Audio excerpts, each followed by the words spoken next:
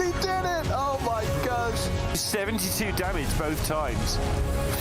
Both times he left damage on the board. Oh no! Where is cards green? Right before his cards green! He got there! Oh. Sick!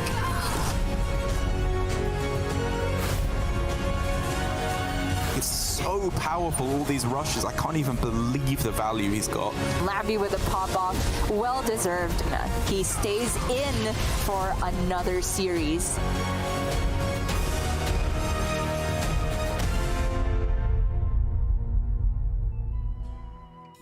Hello, everybody, and welcome back to America's Grandmasters. Today is the final day of our playoff week. It's also the final day of America's Grandmasters as a whole, because we will be moving to Grandmasters Last Call, which is a global system instead of regionally separated. My name is TJ, and I'm joined by Neil Lorinda Bond. And Neil, we've had many lasts over the past couple of weeks, but today hits a little bit harder.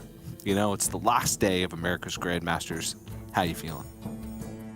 I think the other casters have said the same thing. It's a mixed feeling. It's a real shame to be going, especially. I only just got here, TJ, and it's over already. But also, we get to find out who is going to the World Championships to represent the Americas region. There's only 8 players going to be there. We can win this one, TJ. Let's find out who it's going to be that does it for us. Let's look on the bright side of everything and worry about the rest later. Here's the overview of the playoffs. We're playing the last 4 today. We've done some groups. We did some other things. It's going to be Conquest. We'll talk about that in a minute. But yeah, the other 2 regions, if they're anything to go by, provided plenty of excitement, and I don't think we're going to be any different here today. Yep, and it seems like the story of today has been Trog, and that's it. I don't even know what Trog does. I was going to insert the voice line from Trog, but I forgot what it is, so we'll just move on from that. But yes, we've reached the final stage, which is that single elimination top 4. There's no second chances. There's no nothing. You win, you move on. You lose, you're out, and you don't go to the World Championship, at least not here. You have to find a different way to get there, I guess. Uh-huh. Because your ship will have sailed, so you're going to have to take a boat or a train or a sleigh or whatever other vehicles we have brought into these casts over the last 2 years. And there's been a lot of them. But there are plenty of other vehicles to get you there if you don't get there today. But if you get there today, you can just put your feet up for a few months, take it easy, watch all the others sweating it out, or you can go and play all the Masters Tours and pick up a load of money along the way. It's up to you, really. Yeah. But a lot on the line today, and it will be an exciting day no matter which way we look at it. We've been slowly improving on game quality over the course of the weekend, where on day 1 it felt like we had just a ton of one-sided matchups in terms of individual games and matches. But yesterday, things started to look up. We had a lot of close matches, and I feel like the decks line up in a very interesting way today, where we do have a clear favorite in each individual matchup, but as we saw yesterday, that may not be the biggest of deals as players are able to overcome. But we will be playing Conquest. I mean, we'll go over it again, just in case, but I'm sure you're familiar with it. 4 decks per player, 4 unique classes. You ban 1 from your opponent before the match starts, and you play a best of 5 where you can't win with the same deck twice. And that's it. Yep, and if not, if you're not familiar with Conquest, now's a good time to get acquainted with it, because this is the last episode of Grandmasters, so greetings to the one person out there who just discovered us today. Don't forget to subscribe, because then you can catch all the other action through the year. And there's the prize pool, TJ. $500 each time you advance, and you get another $500 and another $500. And then there's that $133 that is bothersome, if you are, to be honest. I think we should remove that and put it somewhere else. Yeah, it's just bonus money. But the real prize here, 3rd, 4th place, even 2nd place at $2,000.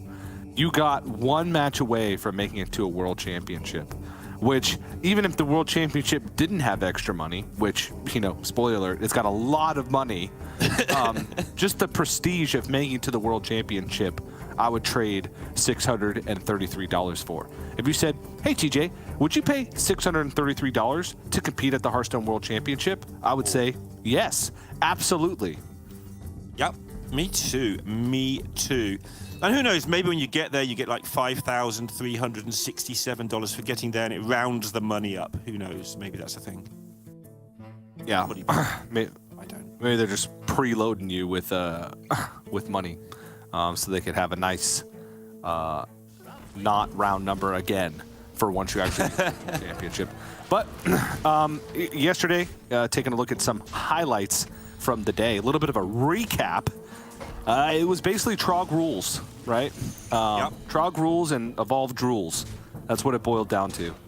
Trog rules, evolved rules, and that carried on through the day. Gamer RBG trogging his way through yesterday. They're in the deck, they're meant to be drawn, and he did a good job of that.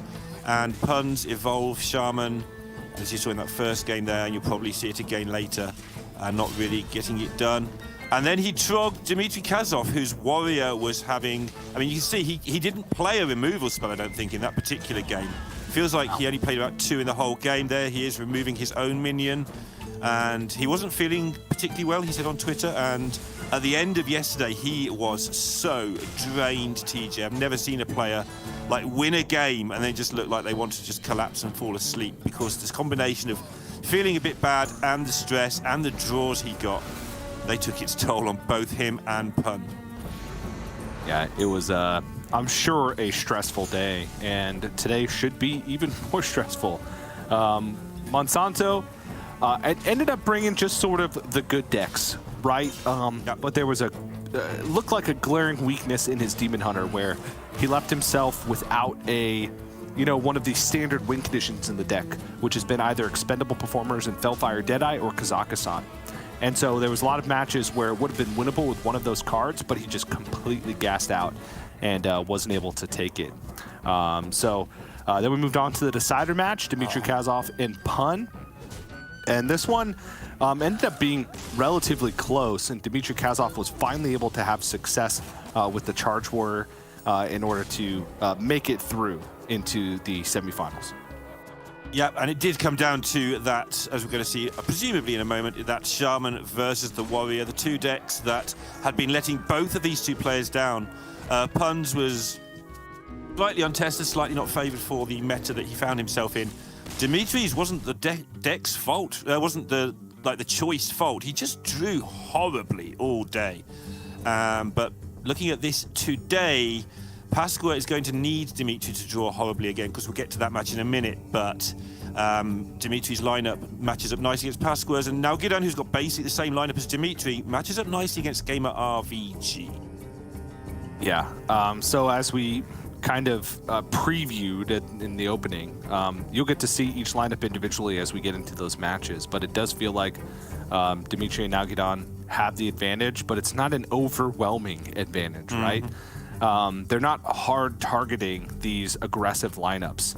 It's more of a soft target in the fact that they're playing pseudo-aggressive lineups themselves, but the aggressive decks that do better against other aggressive decks. And I feel like, a Charge Warrior thrown into a faster lineup, is kind of where that idea comes from. And so they are favorites, but I mean, Dimitri was, I would say, like a pretty good favorite against Gamer RBG going to their match yesterday and just got absolutely blasted. Gamer RBG still the king of Trogs going into today. Yeah, absolutely. He's going to need to keep being the king of Trogs, though, if he's going to get through later. But first, Pasqua versus Dmitry Kazov. Two players, obviously it's Dimitri's second season, not his first, but two players I regard as new, but two of the best players I think we've had coming through the Masters Tour circuit. They've definitely, came into Grandmasters with a bang, I guess. I mean, Pascoa had some of the best success we've seen from a new Grandmaster outside of McBannerface in his opening season, who McBannerface in his first season made it to the World Championship. And just like these crazy games where you don't feel like it's even possible for him to win, and he plays to his outs, and he finds a way to win. And Dimitri, even since his very first week that we saw him in Grandmasters, we didn't know that much about him. And he came in, and all of the casters unanimously, even though he lost the series that he played the first time he played in Grandmasters, were like, wow, this Dimitri guy is very good. I'm pretty sure Sottle and I even talked about it on Hot Takes. Rest in peace. Not Sottle, Hot Takes, to be clear. And yeah, so both players kind of, making a big splash in Grandmasters right away.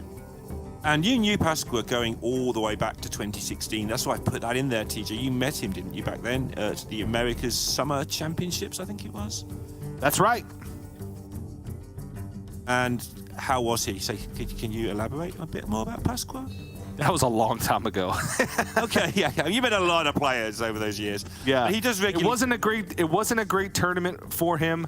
The scene in Latin America wasn't as, they weren't integrated as well into like America's Hearthstone, because all the events were, you needed to travel to them, and it was very hard to get there from Brazil. Very hard to get to these LAN events from Brazil, and they only just sent a few representatives, like to these events, and so he was still kind of an unknown at that point, but just made a name for himself over the years by just consistently being in the scene and doing well. Yeah, and he loves Hearthstone. Like I get a progress report from him. It feels like every 5 minutes, but a couple of times a week, saying, yeah, I like my lineup, or I don't like my lineup, or this week's went along the lines of, what has America's region done? What are all these lineups? It wasn't even complaining. He sort of went through it and thought he was okay against most of them, but it was just a case of, I did not expect these lineups, and nor did we really with those charged lineups that we're going to see through the day. Opening up with the Rally Priest, this is a deck that very hard to know how good it is, because if you take stats from anywhere, they include players like me who don't know what they're doing with a deck in the top 1,000. So you really have to watch the top players play it to get a feel for how good Rally Priest is. Yeah, we've seen it fall flat on its face, even like over the course of the weekend for America's Grandmasters, but also considering like earlier in Europe. And for those of you who didn't tune into Europe, this is a spoiler in case you are someone who goes back and watches the VODs and doesn't want that to happen. So I'll give you 2 seconds to mute. One, two. Okay. Yarla won with a very aggressive lineup, including Trogs, Neophytes, and even Watch Posts in some of his decks. So just going super anti-spellness. Now, that's not as big of a deal as it is in America's Grandmasters, because we have no Druid, no Kazakhstan Druid in the top 4, so it can't prey on that. We do have Beast Druids. In fact, we have a lot of Beast Druids, and Dimitri's going to be queuing that up game 1. And I feel like this first game is one of those games that Pasqua's going to have to win if he's going to win this series. He's got a series of sort of 45%ers with a couple of 50s thrown in, and the rest are sort of 35-40. I mean, this is one of those that he's got to win. This is one of those not so bad matchups. He's got to do it. I feel like this matchup is terrible. They all are. They're all terrible, but this one is also terrible. It just feels like even if you can pop off, you have to pop off and then also hit some goods from your pop off that allow you. Shard of the Naru, while sometimes very good, can also sometimes be very awkward, and you don't actually know when the right time is to play it, right? Because even just like you see a giant board and you're like, well, I want to wait till my opponent buffs the board before I silence it. Yeah. Well, what if they don't have a buff and they just keep making a bigger and bigger board? And so it just feels like this matchup's like right at that awkward point for Priest, where it's not just like, okay, I played an Osmani, I double Shadow Word Devoured, and now I'm good, right? It's I played Osmani, I double Shadow Word Devoured, and then my opponent played double Matriarch with a oh my god, I can't remember card names today. Oracle. Double Matriarch of a Loon. Oracle of a Loon. There you go. Oracle of a Loon. I knew it was Oracle. I just didn't know of what. An Oracle of moons. An oracle of making cheap stuff come around twice. But okay, so I'll throw the question the other way. Would you rather play it against the Shadow Priest? Would you rather play it against the Charge Warrior? Got to beat one of those three with this. Probably the Shadow Priest out of all of those. All right. Weirdly enough, like from personal experience. Fine, Because like, then anyway, if you go something double Shadow or Devour, you just win. You know, like because they usually just don't have the reload necessary. Whereas Beast Druid may not kill you as fast, right? If they get up to an early board, they can still kill you fast, and they also have the reload if you're able to clear like one board or silence one board. So, but yes, it's bad. It's bad. We'll just leave it. Although with one of them, yeah. So I wasn't sort of saying it's good. I was saying this is one of the ones he's got to win at some point. Already Dimitri trying to work out exactly what to do here. Obviously, the instinctive play is just to trade this Sethek away, but how? Do you want to waste your Power of the Wild? Well, you've got double sentries in hand, so there's some time there to do that. So he's going to take the slightly slower approach, and Pascual is going to get the board on turns 3, and if he doesn't draw a minion, turn 4. Disgusting for Pascoa. He's getting excited. Like he already knows that he won. He goes minion into Drekthar, which is like pretty much ideal because then his deck is just filled with spells that bring all of those minions back, and he just gets to do it again. But he's praying already because if he draws a minion next turn, that whole idea gets really messy suddenly. And this is a really nice play from Dimitri as well. Yep. He gets to stick an Oracle. And there's a rally. He's good. Like, this is and 2 targeted spells to go alongside it when he rallies. So this is already looking quite good for Pascoa. That's about an ideal of a pan out as you could ever hope for with this deck. Not even against Beast Druid, but against pretty much anything. How do you like this, though? Another Druid of the Reef, make it a 3-1, play another one. It's another, get another one. It's another 3-1. Power of the Wild. Get rid of most of this board. And then you can go composting next turn. Yeah, but Sentries and get some cards back. Beast Druid still just doesn't operate well from behind, especially against a deck like Rally Priest, where when they're ahead, they'll just continue to get further and further ahead because the minions will just get larger and larger every turn. Yeah, and he's not even going to greed the Sentinels. He's just going to the Sentinels, the Sentries. He's just going to get the cards now while he can.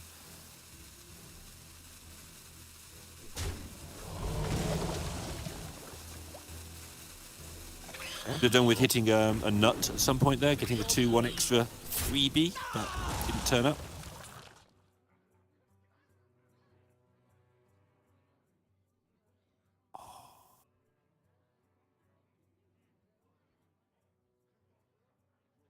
Okay. Silence, just to get it over with. It's pretty good here. The minions are still on board, and you're going into turn 5, but you can silence and then you could Shadow or Devour. I wouldn't even mind just rally Shadow or Devour. Okay. Right? Yep. Have your cards. You've got 5 mana. Good luck. Is that option? Yeah, you clear their board, you give them the acorns in their deck, and you give them a card. But it's like, in the grand scheme of things, you're sticking a board that your opponent can not contest very likely, especially since you're going to be Shadow or Devouring something. Probably the Sethek in that instance, just to make sure that you have kind of the that's protected from like an owl. Yep, I agree with that as well. An acorn, so his ordering was correct there. He's been very, very good at this all season, by the way. I think that's one of his defining features is understanding how outs work in every way, in every meaning of the word, right? Like there, just playing that one thing, so the acorn was drawn, so he got an extra devour, that sort of thing. Yeah. The other way around. Precise. Yeah. He wanted to make him draw the card before he put 8 more acorns in the deck. That as well, yeah. And that's what Dimitri's left with now. He's got this 2-10 he can't deal with. He's got an okay hand, but because he's behind on board, like you've been describing, he never gets to get a good arbor up because Pascal will spend a turn or two just tidying up, and then he'll pop off. Pop off. Pop off! And so on. Guff stuff. No, not in this deck, TJ, not in this deck. In fact, you're going to see no guff stuff today. If you missed Europe, you've missed your last chance to see regional Grandmasters guffing. It's over.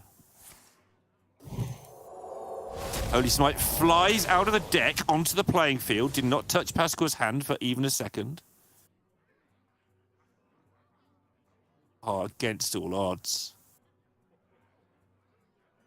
This is all just very solid stuff. Very appropriately named card, because not only does it get rid of all odd attacked minions, and it's called against all odds, which is funny, but this deck winning against the Druid deck is happening against all odds. However, there's a board coming. Reflect in the moonwell. Yep, and it's reasonably sized. However, Pascoa's got Nazmani and Sethic and 7 full mana crystals in order to be able to make work of them. There's obviously some chances at whiffs. Like if he doesn't find a way to copy one. Whoo! Wow. He could. Oh, it's just lethal, actually. Yeah, it's just lethal. Yeah. Oh. 1-0. Don't necessarily expect it this early, but it's lethal damage. Pascoa spotted it. Probably about 10 times faster than I did. It took him 0.1 seconds and took you a second. Okay, yeah, that's about right. No. It took, okay, sorry, 1,000 times faster than I did because he saw the turn earlier, right? I wasn't even looking for it. It's a good thing he was looking for it. Because I definitely I was trying to big you up, TJ. I was trying to put you in the same bracket, and you just never again. Never again. Nope. Yeah, maybe even 1,000 times faster. Wow. That's a lot faster. In fact, he saw it before he even drew his opening hand. It's like He's a million times faster. Yeah, the mark of a good player is being able to see the panouts before they ever materialize. It's his great strength. We talk about it a lot. Now he's onto the Quest Rogue. I wonder what he's got planned for turn 6 this time. Mr. Smite, maybe? Yeah, probably just for lethal. It'd be just quest completion. Maybe he'll play the secret passage and draw some cards and clear up a board. We'll have to wait and see. Yeah, another potentially tough matchup here. Yeah, straight. We're going to be saying that a lot, TJ. He has got a whole rake of tough matchups.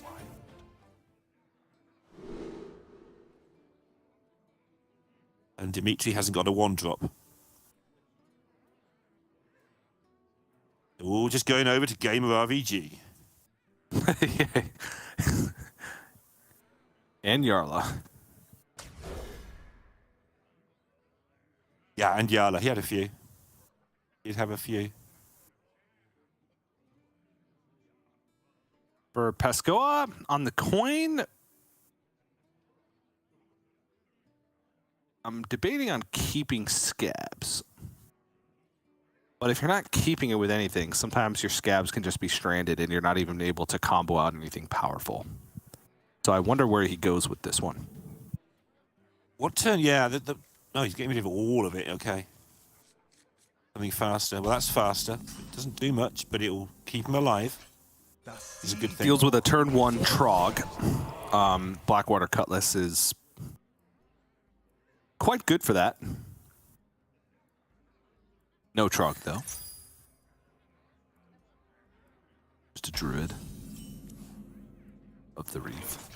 Resists the temptation to use the coin because of his bad hand. This was a thing that could happen, but he has no play for a lot of his draws, so had to hold tight here. The beatings commence.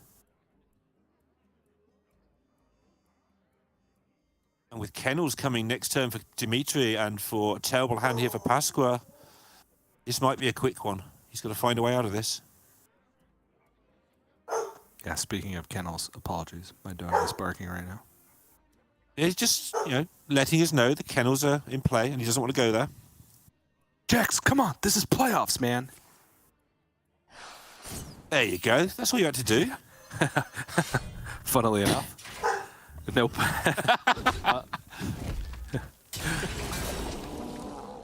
All right. This hand is starting to shape up quite nicely. Not for immediate power, but for mid-game power, right? Kennels are just going to continuously make the Matriarch cheaper. Oracle's going to be able to come down. Maybe by that point, he'll have played a Moonlit Guidance and some other spells like Nature Studies. And then he can do Oracle, Matriarch, and Umbral Owl. A lot of cool things happening. This is very cool. Cool. Cool.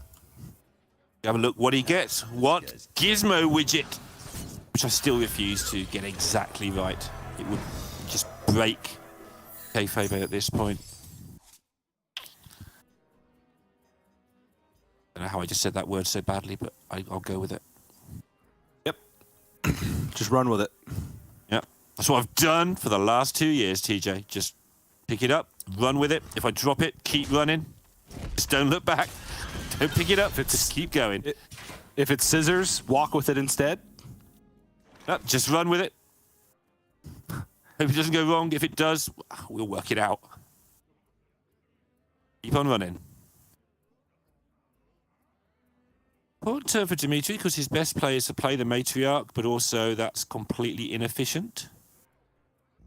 Yeah, I think his best play is to pass. I mean, one of the passes is composting and trade. I don't like that. I don't like it either. Trade hero power. And then pass for the 2. And then pass with the 2, yeah. Yeah. But there's a good question posed there, Neil, of, well, if you don't play composting now, when are you going to play it? Because it feels like his mana is accounted for a few turns into the future. That was kind of my thinking, and you might pick up just a game-winning card if you're going to just trade hero power then. Yeah. Yeah, well, what is the game-winning card in this instance? Would it be Moonlit Guidance? Maybe. Yeah, it probably would actually, because you get your Oracle of Elune to go pretty nutty. But he does resist the temptation to do things and just floats the 2 mana. See how that works out. See how big a composting he actually gets in the end.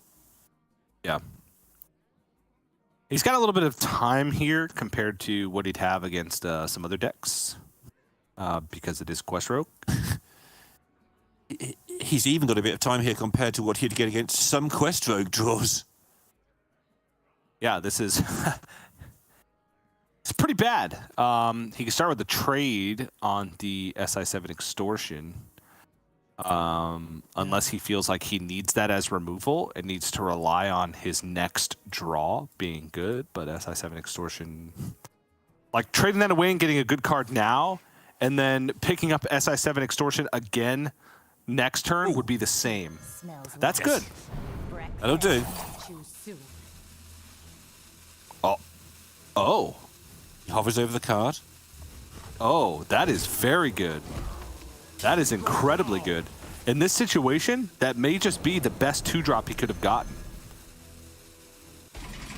Enough. It's just power on the board and multiple attacks. That is incredible.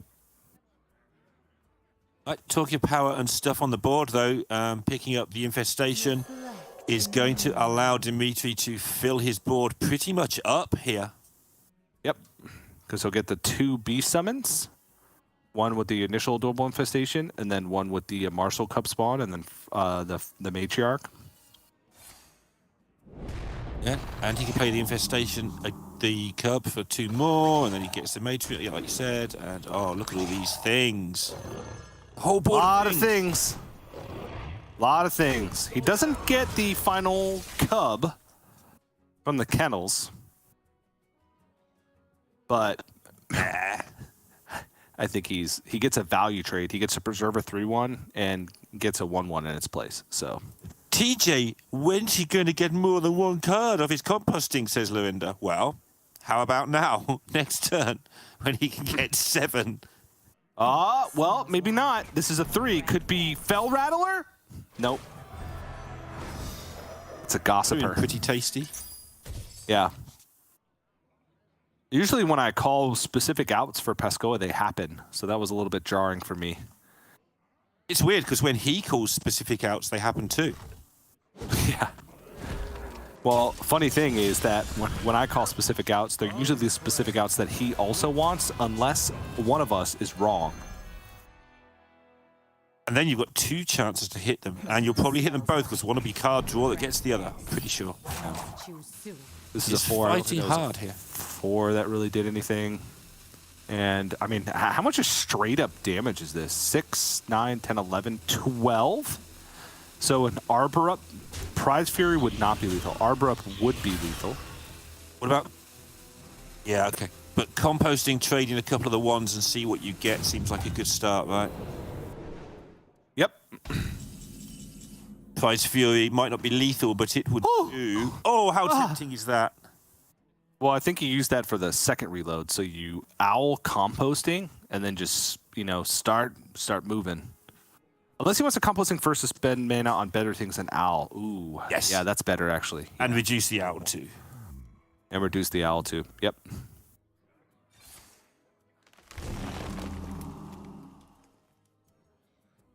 That drew his deck. He'll play the owl. Yeah, okay. Oh, jeez. Oh. Play the owl. Oh, boy. Whoa. Big hoot. You start with the 3-1 into the 4-3, probably. Looking for Good of the Reef, right? So he can just tidy up everything. Or Trog, that's okay. Time waits for no one.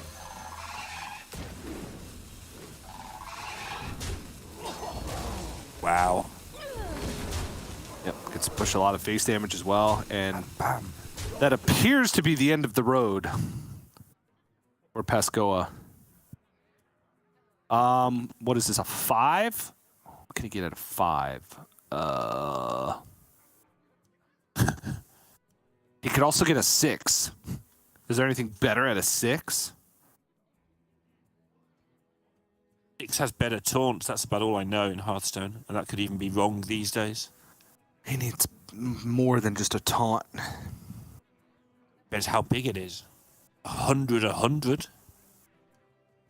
Yeah, but you can't get that from a 5 or a 6. That's probably next set.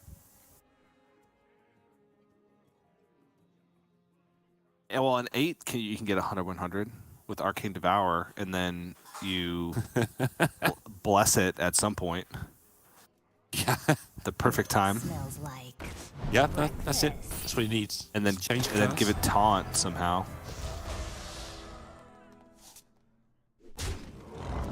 Yo, Scabs is complete. He's not dead on board. But Dimitri can draw as many cards as he likes almost here. Yep. And now he can just win the game! Yep. Been through half his deck and drew the Arbor up. All right, tied series. Dmitry Kazov, I feel like the Beast Druid was an expected victory at some point. Obviously, he would have liked to get it in the first game, just to give himself that little bit of a leg up. But did have to wait just a tiny bit in order to get it. So now we're down to a best of 3 Pescoa with still the Quest Rogoth remaining. Dmitry Kazov still Charge Warrior, which I'm just going to throw in there as the deck that's probably the biggest liability just because it's Charge Warrior and not because for any matchup reasons. Because regardless of the matchup, it can draw the wrong side of the deck for that particular matchup. Yeah, like it's not Control Warrior, which would just be a massive percentage. It just has this massive built-in failure rate because as we've both pointed out a lot over the previous days, and as if you watched yesterday, you will have seen, sometimes it just draws combo things. And the combo things in that deck are not related in any way or form to what you're actually trying to do in the control side of the deck. They're just cards that might as well be blank in most of these matches. Blank cards. Blank ones. Pascal's turn to go on the Beast nothing. Druid. The list is just so tight these days. Everyone plays the exact same list pretty much. At least here in Americas. No one actually plays Beast Druid in the other two regions. They don't understand the power of the tree. Or the beast. Yeah. Here it is. All right, here we go. And yesterday he just drew all of the cards that don't do anything. Which is a lot of them. Rushrock Viper. Actually, not that many. To the Front, Rushrock Viper, Galvangar, Faceless, Battlemaster. The big thing was not only did he draw the garbage, but he also didn't draw an axe to sort of compensate for the garbage. Yeah. The Outrider's Axe can get you a long way in many of these faster matchups, because even if you're taking damage, you're getting closer to the removal. So, Is this going to for keep Pascal? the Brawl. Do you go for the Trog, or do you keep the Nature Studies Kennels combo, because that's a really good turn too? I think you can keep the Kennels and... All right, wow. Keeps 3. Gets a Pride's Fury? Okay. Dimitri's found the removal half of the deck, though.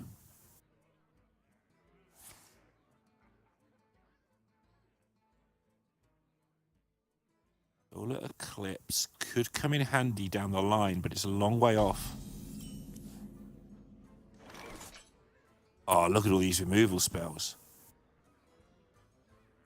Should have bought this deck yesterday.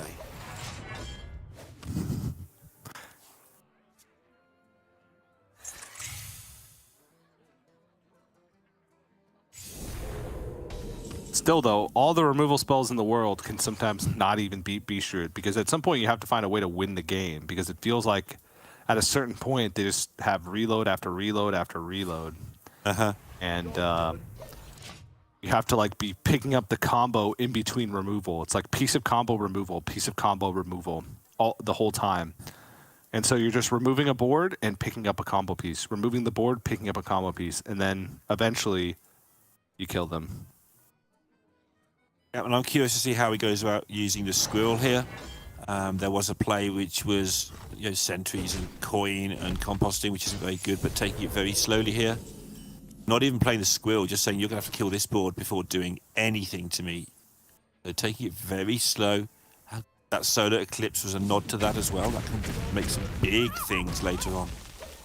Yep.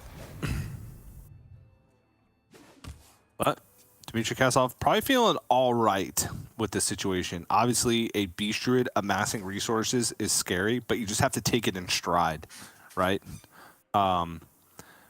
Sometimes there's not much planning that can be done in any given situation. You just have to do the best with what you're given with every board that faces you. I like Soul of the Forest. I'm not quite sure when it comes into play, but I just feel there will be an opportunity at some point for him to lob it onto a huge board. What about Pouch, though? I know, that's the dilemma he's got, right? Oh, I just love resizing Pouch. What would you want from it in this situation? I mean, I know the answer is often anything, but is there a specific? No, it just at any point could be incredible. If the game goes long, then you might be able to find like a Cenarian Ward and like Solar Whoa. Cenarian. Just chills. Yeah. He's going for a big turn. He wants to make use of this composting the best he can. Yeah, Dimitri's smiling. It's like, I've got all my removal and my opponent. Now my opponent chooses not to play any cards. Pretty funny.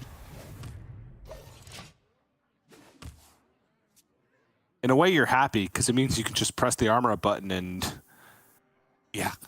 call it a day again for the second time. But also in a way that's frightening because you're like, what is my opponent planning? What can Pesco do here? Kennels go. I mean, he could. Like, And then next turn, Oracle, 1-drop. Hopefully another 1-drop if you're him then. And then just composting. There's so many choices. Oh, he's doing it now with the solar.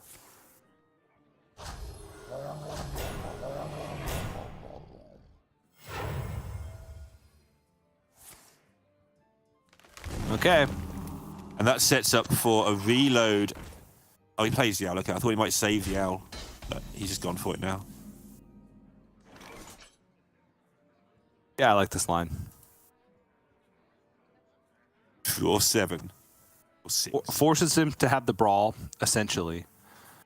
If he does have it, you get to draw your deck. Yep. If he doesn't have it, you probably win the game, and then even if he does like take a couple turns to remove the board, that you will find your deck. And also, if he doesn't have it, you get to soul the forest. Like it's a win-win. How Let's go. about Shield Slam, Blade Storm? Let's see. The Shield Slam a 2-1, which is very bad. Your Brawl. Yeah. The only yeah. I was going to say the only problem is you kill the squirrel first, but it's going to die in the brawl, and then you're going to draw the cards anyway, so... I think it's just brawl in this situation. Yeah. I heard a wise man say sometimes you just got to try and get creative. That's what I was trying to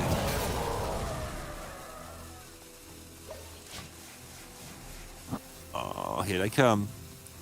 Oh, this is going to be acorns for days. Yeah. Acorns? What? I said for days, not right now. They're going to be acorns in a few days' time, is what you meant. That's insane. He does get now to Oracle, Matriarch. He hasn't got the mana to Matriarch and play Soul of the Forest, so we might see him have a bit of a nothing turn here while he sets that up.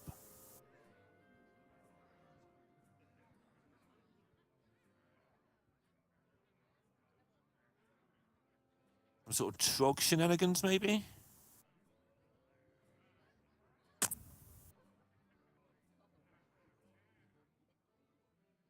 I think he can play an Oracle here since he has a second one. So what he could do is just go like Oracle smaller things, and then if that gets removed, then go Oracle bigger things. Sure, yeah. And then he's got the Soul of the Forest too. Yeah, oh, nope, just going to go with the Pride Sphere here. Okay. Okay, Trog shenanigans. Trog shenanigans. Yep, that checks the box for Trog shenanigans. That box is going to get checked a lot tonight. It needs to be a big box or very small check marks. Okay. Of course, our cash is draw a card.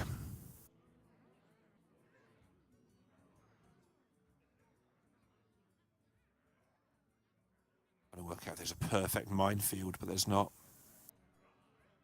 Minefield hit the exact right targets and Blaze Storm. It's not there. Can't even will it into existence. So you're right. Corsair Cash. But he could just, from where he's sat, he's taking so much damage if he does that.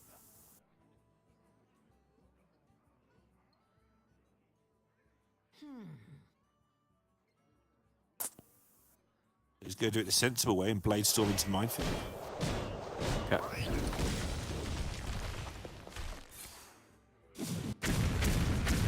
I still want to play Corsair Cash. Yep. Yep. And now this is what Pasqua has been working towards this whole game. The pop-off turn where you expect your opponent to be depleted on resources, on removal.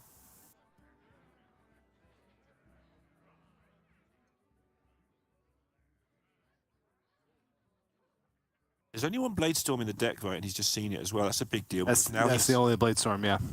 the Soul of the Forest is a lot stronger now as well. There is Rancor, of course, to worry about. You've seen the only Brawl, you've seen the only Blade Storm, so it's very tempting. But if you get it wrong and get Rancor on that Soul of the Forest, maybe that's too much game-changingness.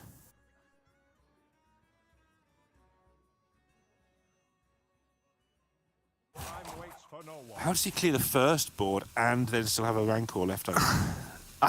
It's like a Shield Shatter pickup, I guess, right? Like, So Buckler, Shield Shatter, Rancor. From where Pascal is sat, we can see you can't have both of those very easily. yeah. Well, you wait to deal with the Soul of the Forest, but he's just gonna take it slow. Yeah, that's one way to not get Rancored. Yep. And this needs dealing with because there is an Arbor up available, which is not the biggest threat he has going on in some ways, because there's going to be squirrels and all sorts of things. Nowhere near the combo.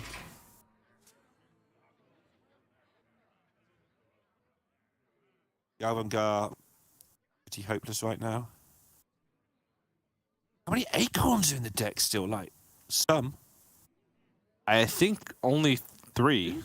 3. It's only been 1 squirrel that's died. Yeah. And he pulled 1, so.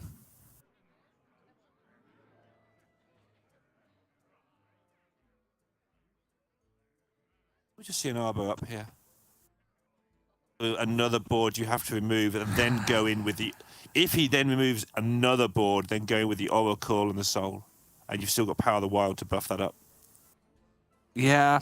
The only thing is that, like, then he doesn't currently have, like, this big payoff card in hand, right? I think you just reload here and then play Soul of the Forest, and then you follow that up with Arbor up because you're guaranteed a big board. It's time. Like, he's forcing him to have pretty much double removal in this instance because he's got Power of the Wild. Oh, he's going to Power of the Wild on the first side. Okay. And he tested it last turn, right? He tested it last turn. He left that 4 minion board up and got no response. Yeah, but I don't know if that really is like super telling in this instance because Dimitri could just be holding back knowing that there's way more resources in the hand, right?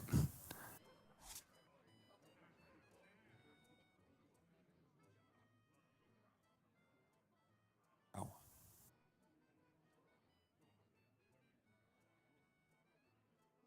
Didn't get the Shield Shatter. They'll trade the Rushrot Viper. I mean, even Shield Shatter leaves him dead to a lot of things. And Outrider's Axe, that ain't it. Frozen Buckler, what? Hope your opponent concedes. Buckler and sort of emote. Like, you could also, like, Faceless Manipulator the Matriarch and then Shield Slam. Now you can't do that because he wouldn't be able to have mana to play the Frozen Buckler. You can draw a card.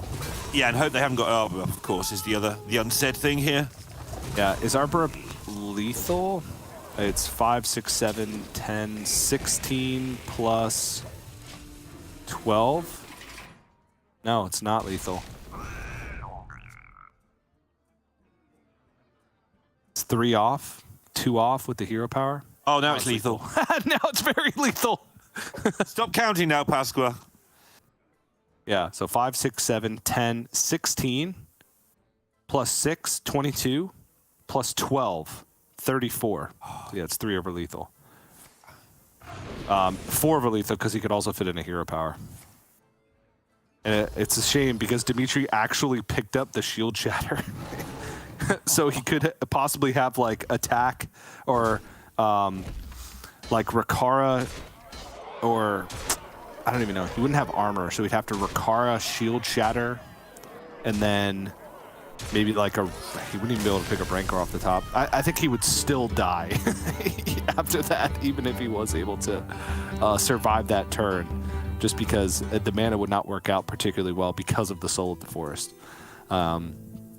But I like the way Pescoa played that. Instead of just throwing everything out into the board, you know, into the waiting arms of Dmitry Kazov's removal, he spaced it out and made sure that no matter what play he made, he had another play to reload the board next turn. No matter what he did, he still had a board next turn. So I think that was very smart because, like, even if you just wait until the warrior has like 6-7 mana, it doesn't change their ability to remove some of these awkward board states, right? Like, because not all of their removal works in every situation. Like Rancor, very specific. Bladestorm, very specific. Brawl is the only one that's this kind of catch-all card. And even then, sometimes Brawl can put you in awkward positions. So I do like the way that Pascal played that one. Yeah, and he realizes well, because the warrior has no way of killing you, so you've worked out the mana's okay, like you just said. But also, you're not going to die like on the backswing. There isn't a backswing.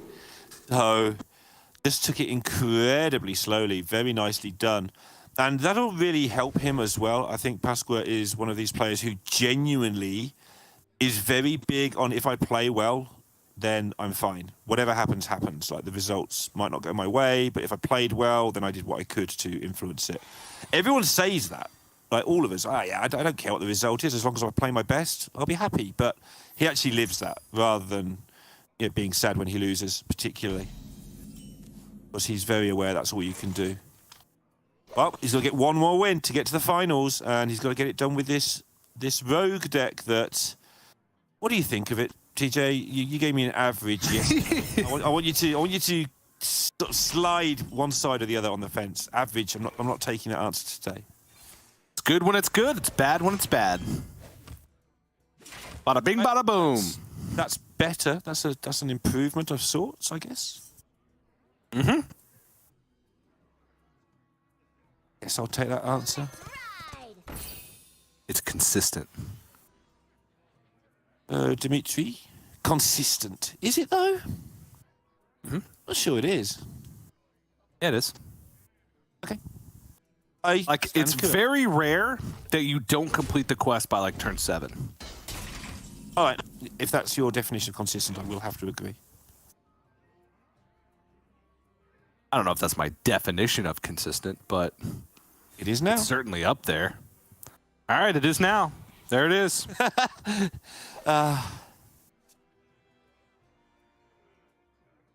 Right. Options here. Much harder to build a scary board, though, as the rogue. You kind of have to present all of the things and they can get killed. Mm-hmm. As opposed to with a druid where you've got the buffs as a threat as your backup. This is really try and eke out that removal so you can get the quest combo gone at the end. Making this a lot harder. And the stuff gets bigger and bigger. Oh, or sometimes all the stuff just pops out at once. Stuff. It pops. And more stuff. Now, Dmitry Kazov just happens to have the perfect counter to this type of play with Frozen Buckler plus Shield Shatter. Yes. Yeah, if you're going for this play, you have to commit, right? So that's what he does. Yep. Still doable, even through Cult Neophyte. Frozen Buckler will cost 3, Shield Shatter will cost 1.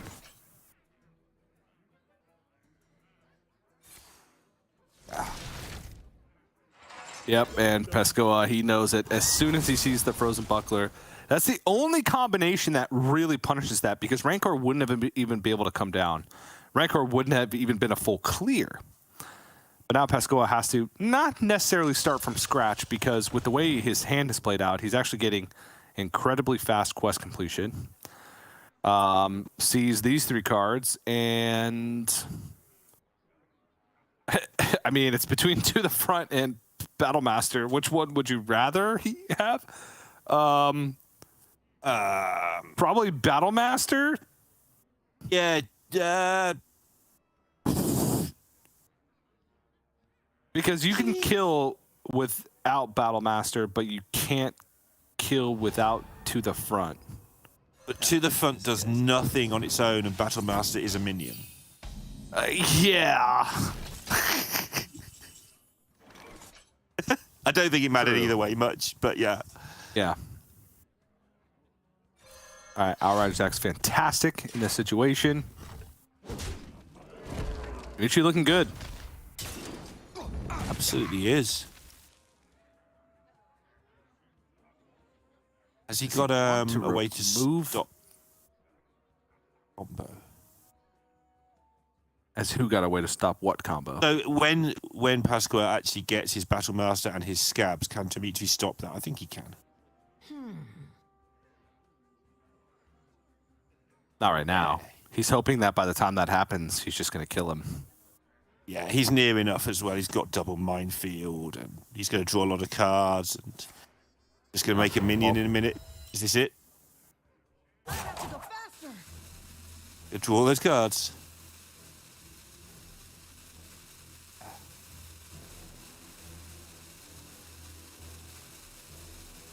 Oh, he's working out whether to armor up, so he's got even more solutions to that, I guess. Because that's the only way he loses.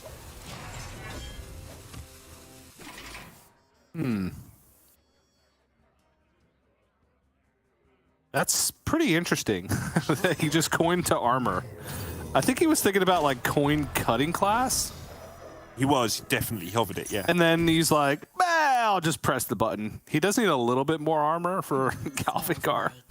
But, like, he was almost certainly going to get that. Ooh, the first Blade of Rin. You can give it stealth and +2 attack. Cool. Simultaneously. But yeah, I don't think you do it on anything. Okay. Yeah. There is 13 health on board. Now, after this, there'll be exactly 10, so double minefield would be a full clear. I mean, Now, that sounds pretty good. Minefield would be a full clear. Yeah. But I think he wants... Minefield can be tougher to use. Oh, and he's got a brawl, too? He's drawing, like, all the removal. I guess he's just drawing all of the deck. Like... Yeah, what he did yesterday, he got his deck, and all the cards he had in his hand at the end, he just put them to the bottom, didn't shuffle it, and came back. Yeah. Like, here's my deck. Nothing to see here. I kind of like double minefield. I do too. Pretty clean. Saves Magthode on Bladestorm for next turn if you do it as well. Yeah. Or for a future Like, turn, not necessarily next. If Pascoa just, like, plays this... Whoa! All right. Okay.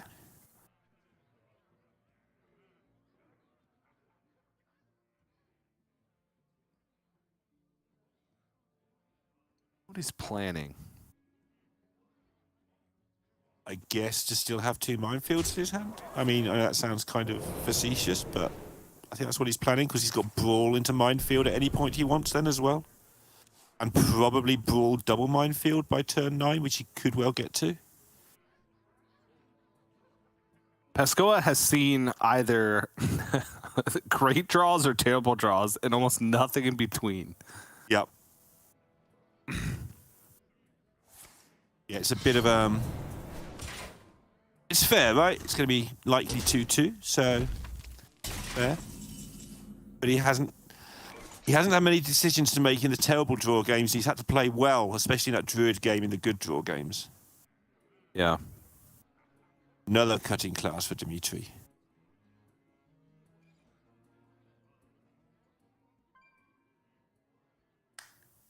Third on double minefield is a clear, but it's a bit of a scary one.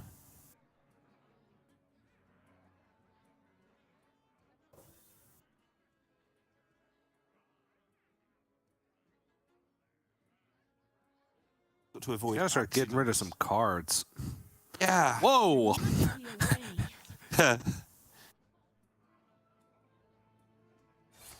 All right. I think he's just maybe just checking to see.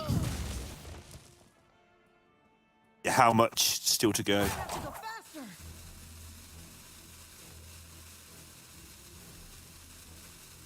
Nine cards in hand, so cutting class would put him at a full. And he could frozen buckler at the end, but He's been very aware, hasn't he, of the need to keep armoring up because the rogue is getting annoying amounts of damage chipping away. yeah.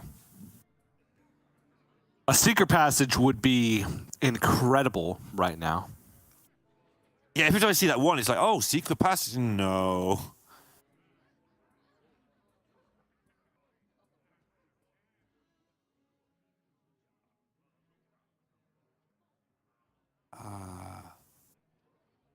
Is it how far is he from quest completion if he shoots himself in the face? Close. I think he'd have it. I think he's 1 out of 2 on the final leg. Yeah, that's the pause then, right?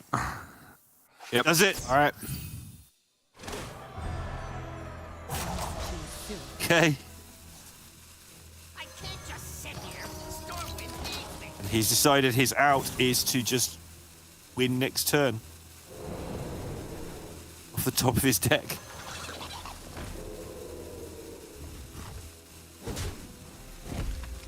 He currently does not have a way to deal with this.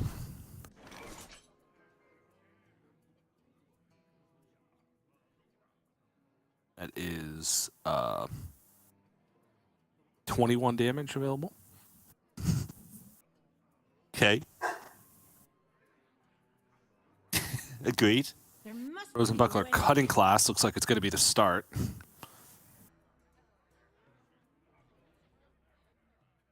Yep. And then try and draw.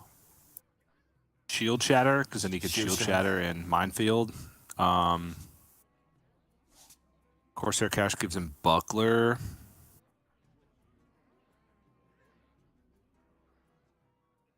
Which could buy him some time. He's also just like a combo piece away from winning the game, whether it's Faceless or it's just Faceless or Battlemaster. Would it be next turn though? Double to the front. That's 4. Gamagar 6. Faces 7. And then Battlemaster 9. Yeah. So that's enough. Yep. And thin the deck. Yep. Oh, that's And nice if he for him. if he keeps attacking as well, he could also reduce that down to just the, like if he attacks next turn and then, or just plays Rakara and then attacks, then he has lethal setup the following turn regardless. And he could also fit an armor up, gain 10 armor. So Yeah, should be good. Pascal did draw the Battlemaster that he played for. I'm kind of looking at attacking and then stepping. Yeah, I like it. He could replay the Scabs, he could re-stealth it, he could replay the Mole, he could start getting damage in with the Gyro Blade.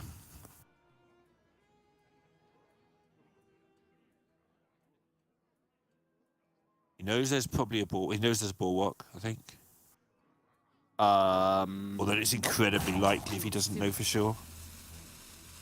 And by incredibly likely, you mean 50-50. Well, there's also the whole hand of cards that could also Sure, be the second yeah. axe, right? I feel like Dimitri would have been more aggressively swinging if he had second Outriders axe, though. Yeah, me too, to be fair. But you're right, you're right, you're right. Okay. No, you. No, you. After you, sir! All right. Load up the board and... Shield Slam, probably? Yeah. All right. Now you Rakara, Smack Face, and Hero Power the 3-2.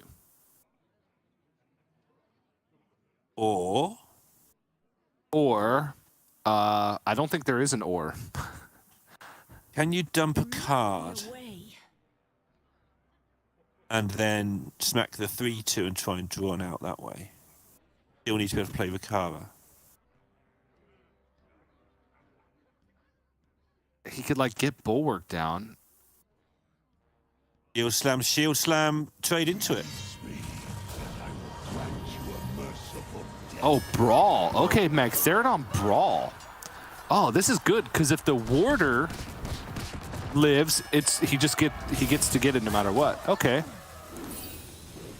All right. Yeah. It doesn't let him win next turn though. No, but how does he lose? He doesn't take 19 next turn, then he gets to play Rokara. Your opponent's messing around with a 12-12 that's annoying them. You can even play Bulwark and Rokara if you want to hit for 5, then drop the Bulwark afterwards. Yeah. Well, Battlemaster gives Dimitri lethal, but the other two things give Dimitri good cards. I guess you give him the axe because it's not a Bulwark if he plays the axe. I mean, it's no fun, whichever one you give him. Yeah.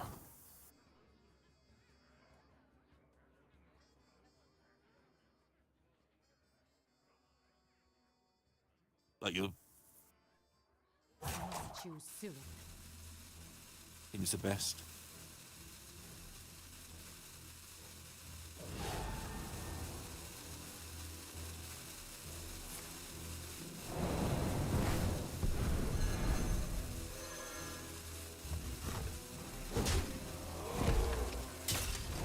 Okay.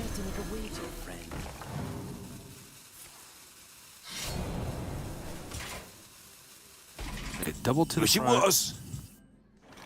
You'll shatter.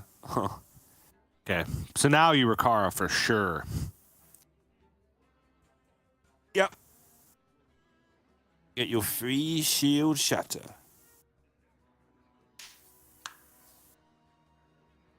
No force on Only 8 cards left, so he's going to combo soon as well. We'll see how he wants to do this. Well, you know, just start smacking face like you said a minute ago. Yeah, just a hit to the face sets him up for lethal next turn with just the cards he has in hand. They're just going to take everything off the board, make sure the weapon goes face, and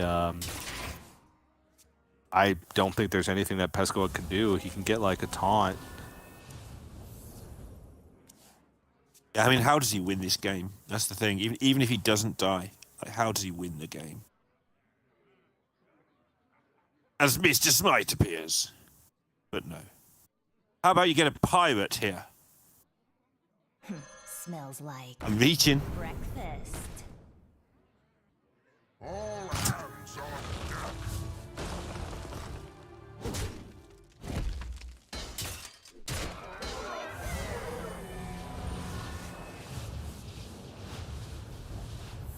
Okay.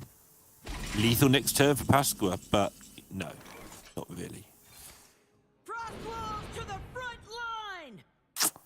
All right, that was a foregone conclusion. Oh, is he gonna do? Oh yeah, he's gonna get him. Yeah. He's going for the full. Oh no, he's not going for the full. Okay, I thought he was gonna go for the full combo BM.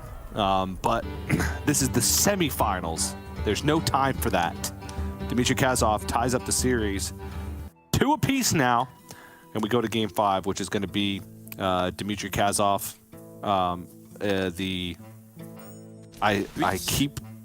Yeah, I know, but which one? He's playing the Shadow Priest. Okay, Shadow Priest. That's what I thought, but then I got confused yesterday it was when I was talking about Pescoa. Because he has the Rally Priest. He does. Because I kept thinking, aggressive lineup.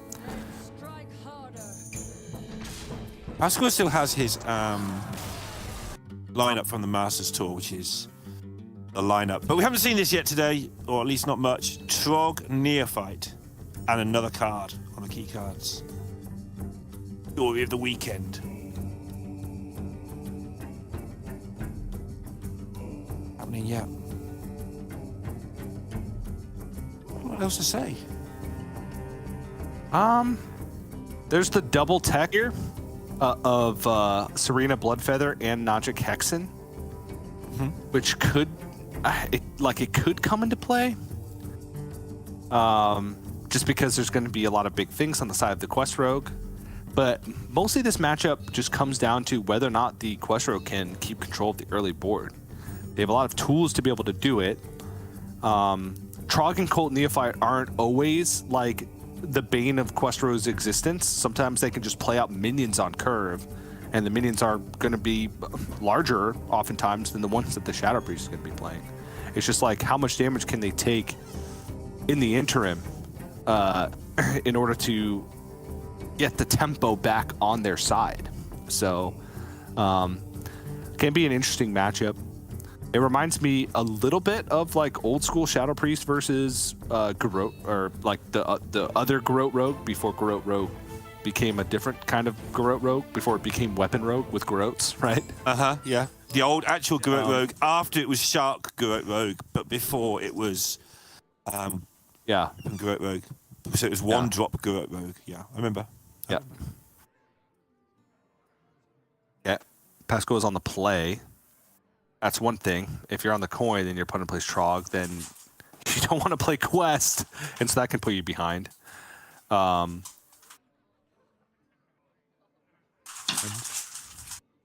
he's just thinking, I can kill a Trog if I have to, but I don't want to. And Dimitri's gone Trog hunting, even though he had quite a good looking hand. And he hasn't hunted the Trog.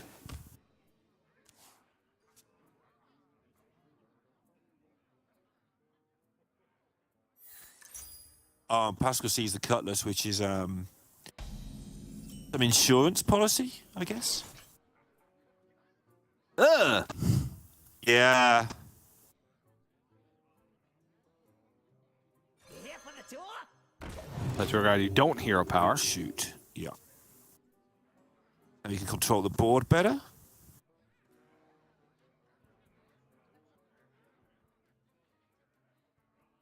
He has seen that card, the Extortion, so many times this series.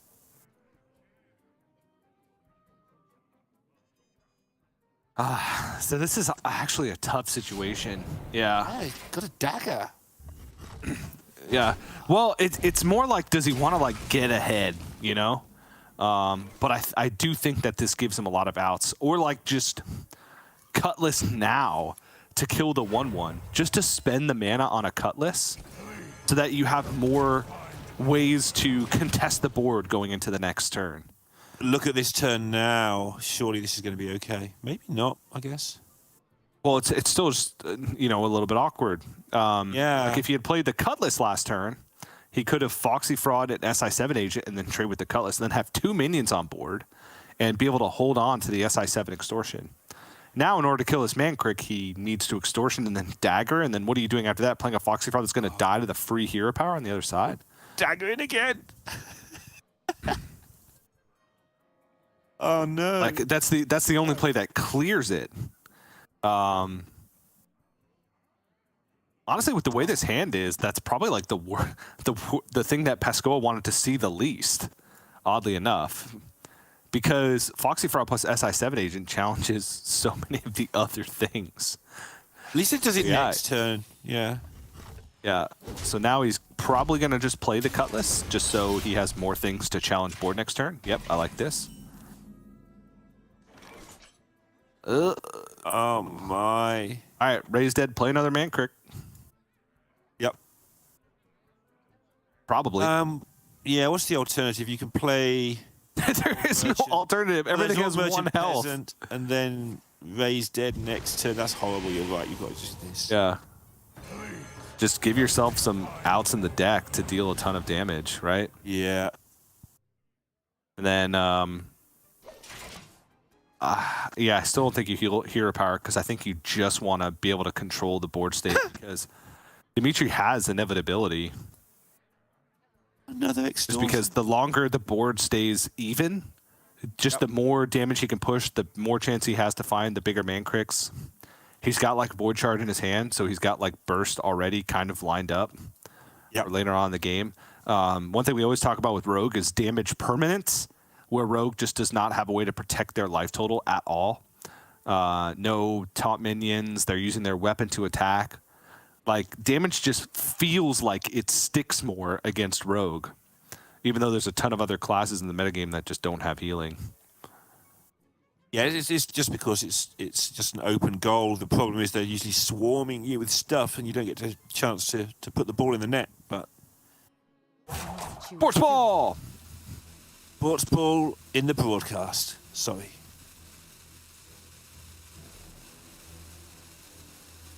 Another unfun Extortion decision. plus SI7 agent. Oh, nope. Okay. Going to take some damage now to open up the ability to go Extortion plus SI7 Assassin next turn. That makes sense, actually. I think the other way around would have done the same thing, right? If you Extortion and then SI7 agent, you can still Foxy Fraud plus SI7 Assassin next turn. But this allowed him the extra mana in order to play the...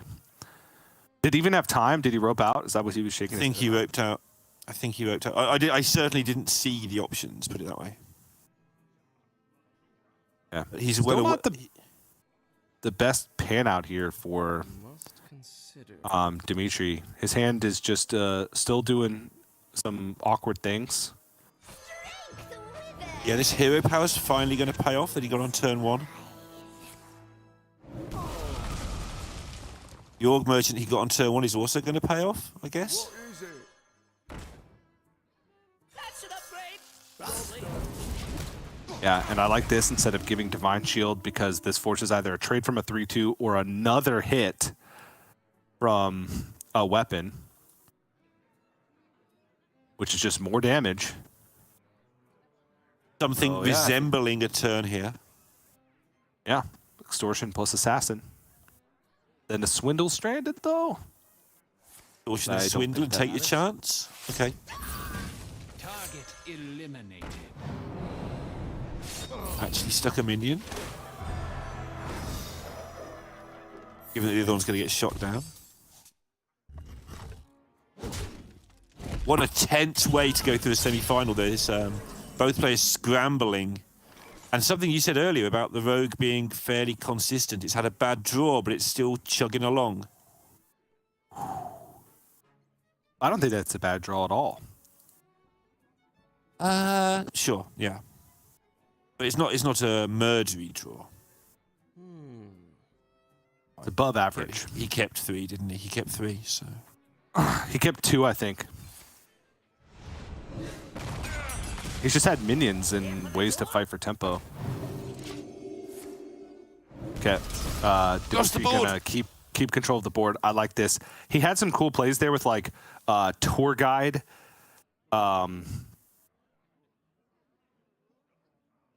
Deceptor, and then if you hit Thrive, you can pull one of the Man Creeks out of your deck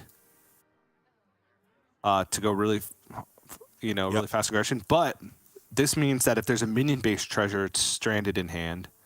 Right now, Pescoa's hand is awkward. Even though Dimitri used some of his burst, he's hoping that the time that he buys by clearing the minions will be enough to allow him to, stick even further damage than the Void Shard would be able to do. Okay, passage.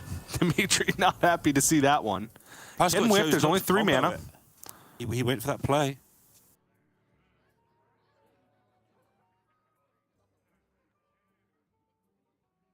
Choice of which way to get the board here. Yeah, the SI7's glowing and saying play me, but the Smuggler might just be better in the long run. Yeah, but he could Foxy Fraud and SI, which I think makes it better, or SI7 Agent, sorry, the original SI, because he dumps another card from his deck and gets like 2 medium power minions on the board instead of 1 weak minion, 1 medium power minion.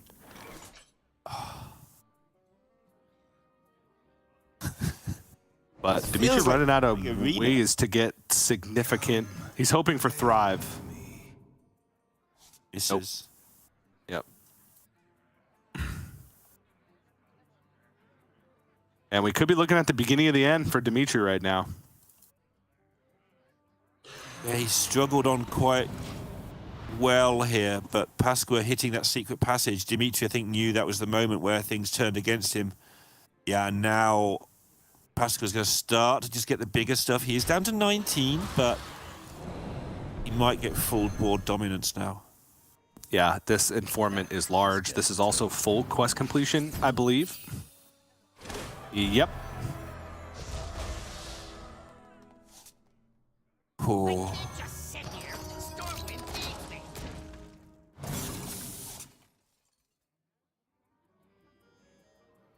And 19 damage is a lot to get through for Shadow Priest with no board. Pascal In just fact, didn't see. it feels like an impossible amount to get through. Working out if this face damage makes any difference, but Too soon. I feel like just trade it. Of course, you can just trade back and it's the same damage in the end anyway. Okay. Oh, jeez. Yeah. Gonna be it, I think. Yeah, that's not going to be enough.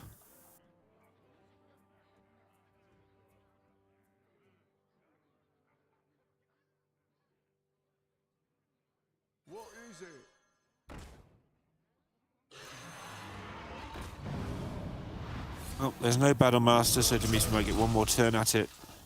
But he knows that this is it. He's totally outmatched on board, in hand. Health total's going to be level as well, or near as damn it. Looks like Pasqua is going to book his place in the final against the odds. I mean, if he, like, gets double Mancrick next turn, Okay.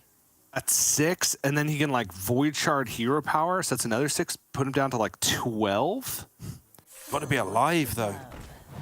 Yeah, like, this is just way too much. This is going to be a 2-turn lethal setup no matter which way you want to look at it. Yeah, it's why Pasqua's taking his time. He wants to make sure he doesn't mess up that worst case scenario that you just described. Make sure he does have lethal into that. Yeah. Because he knows a Void Shard's gone, so even, like, the health swing that's available to Dimitri is not that big. He knows there's a spell in hand. Raised probably would have been played, so he could probably pinpoint it on Void Shard. But he can just deal so much damage. He can Euroblade double Noggin Fog generator. Yep. That's what I he's guess he gonna can do. hold on to one just because, like, it can still be used immediate damage and he's not killing a 9/9. So the only chance... Is there a chance 18, 19, 20? Nope. Frazzled Freshman is just about the worst draw in the deck, and 17 of the 19 cards in the deck were essentially the worst draw in the deck. So, and that'll be it. Pascoa popping off, moves on to the finals, and Dmitry Kazov has been eliminated. Keep in mind, though, Dmitry Kazov will be playing in the last call, Grandmasters last call, representing the Americas region. So we're still going to be seeing more of him later on in the year. And had an incredible season, finishing in the top 2. But his run will end here at the hands of Pascoa. Yep, good matchup in the end. Pasqua taking it down. It was that Druid versus the Warrior game that was the decider, if you like. Just they were played in a different order. That was the big one that he managed to take down by meeting out his resources really carefully. Dimitri putting up a fight with some bad hands, but Pasqua getting the better of him. And it's been a good run again for Dimitri, getting closer and closer each time. So looking forward to seeing how he does in the Masters Tours, how he does in that last call late in the year. But Pasqua in the final, and that will give some hope to Gamer RVG as well, because the next matchup is a very, very similar thing to what we just watched. Quite similar. Gamer RVG, a lot more aggressive decks than Pascoa had, where Pascoa had like a mix of mid-range. But now Gidon's lineup very similar to Dmitry Kazov's, and I believe like the bans pan out the same. So we'll see. A lot more Trog action and Cult Neophyte action going on for Gamer RVG, and he was hitting those yesterday. So we'll see if he can do that. 7 in a row. The streak is continuing. So we'll see if he can actually continue that streak into the semifinals and maybe even the finals as well. The Trog streak. But before we jump into that second semifinal, we're going to have to go to a quick break. But don't go anywhere. Playoffs continue here at America's Grandmasters right after this.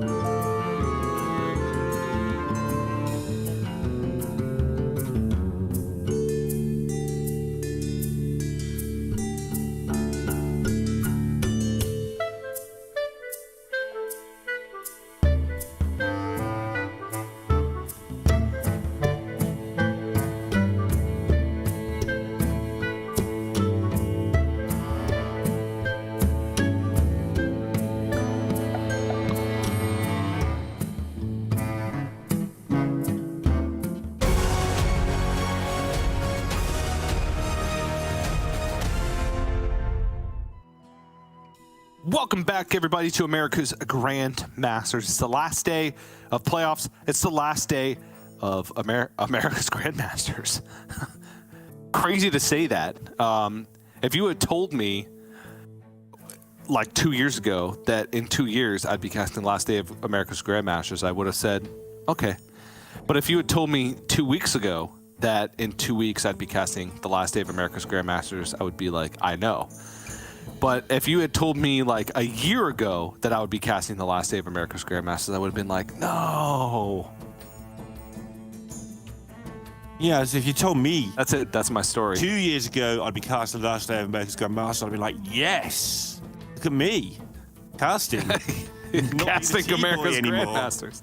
And if you told me a year ago, I'd have been like, oh, no. And then if you told me 2 weeks ago, I'd have been like, I know. And then I do the stats tweets every week, and somebody replied to that, and I appreciated the reply, which was like, oh, sorry to see these stats go. That's when it hit. It's like, that's it. I haven't got to do the stats tweets ever again. What will I do in my life? How will I make misinformed, incorrect tweets without any coffee on Wednesday mornings when there's no misinformed stats to put out there?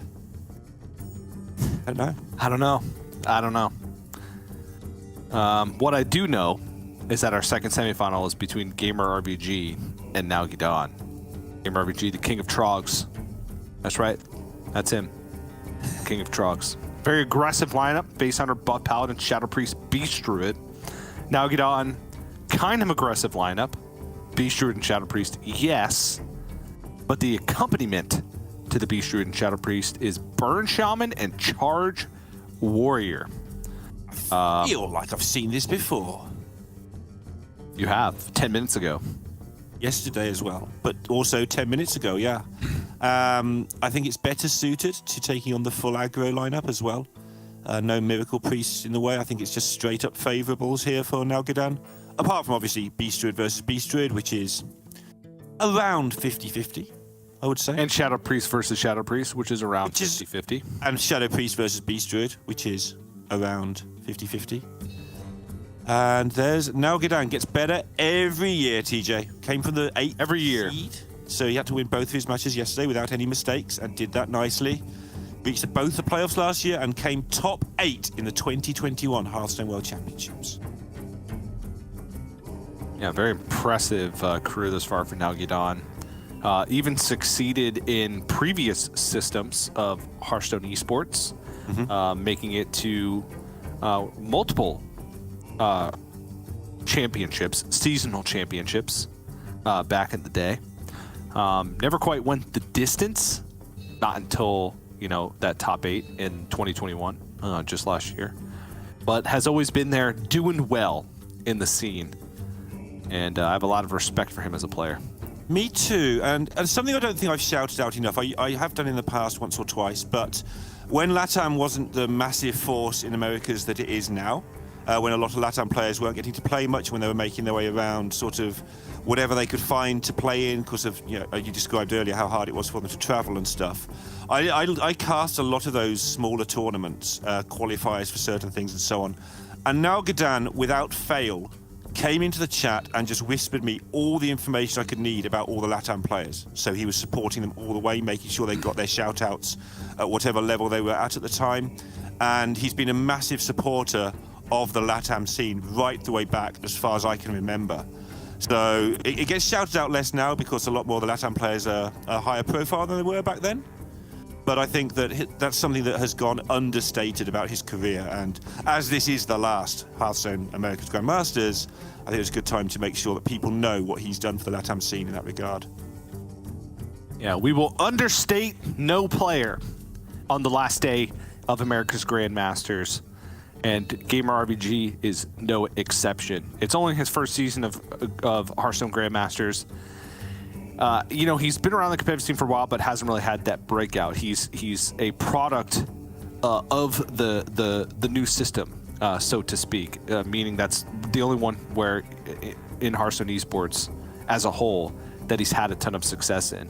But his first season has been incredible, making it all the way to the top 4, having a very solid regular season with a strong finish, and he's hoping to make that finish even stronger. He's got 9 wins in Masters Tours this year, which is You know, not incredible, right? That's just an average of 4.5 wins, but he's got some, right? He's showing up to the Masters tours.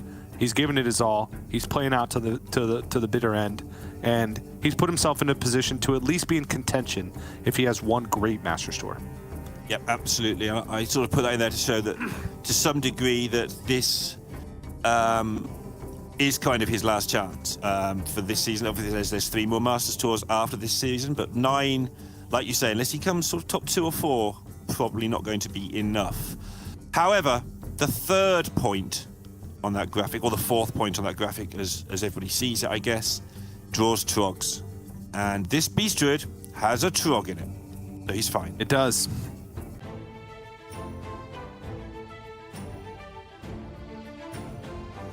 To see if he takes the same approach that Pasqua did.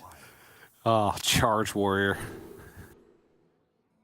It's just so chargy and warrior-y, you know? Yeah. Like, what else more can we say? I mean, we should charge them to play it so that nobody ever does again. I think the Charge biggest them question on everybody's mind. $100. $133. Sorry. Will the streak be broken? Yeah, he's on 7. Needs a trog, or the streak goes back to 0. That's how streaks work. Calculating. Can I keep my sentries and still get a trog? The equation. Got to solve. Or the rope burns. Nope, he needs that 3rd card for the trog. Oh no! Still one more draw though. What?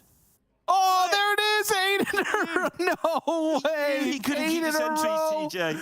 Oh He was no! aware. Oh my gosh! 8 in a row for Gamer RBG. That is a trog gamer right there. Yep. Oh, I thought this wasn't going to be the one. I thought this was the end. It's never the end when you live on top of Fled's X-bed. Is this Cold Neophyte? Okay. Okay, well, the rest of the hand is not great. So,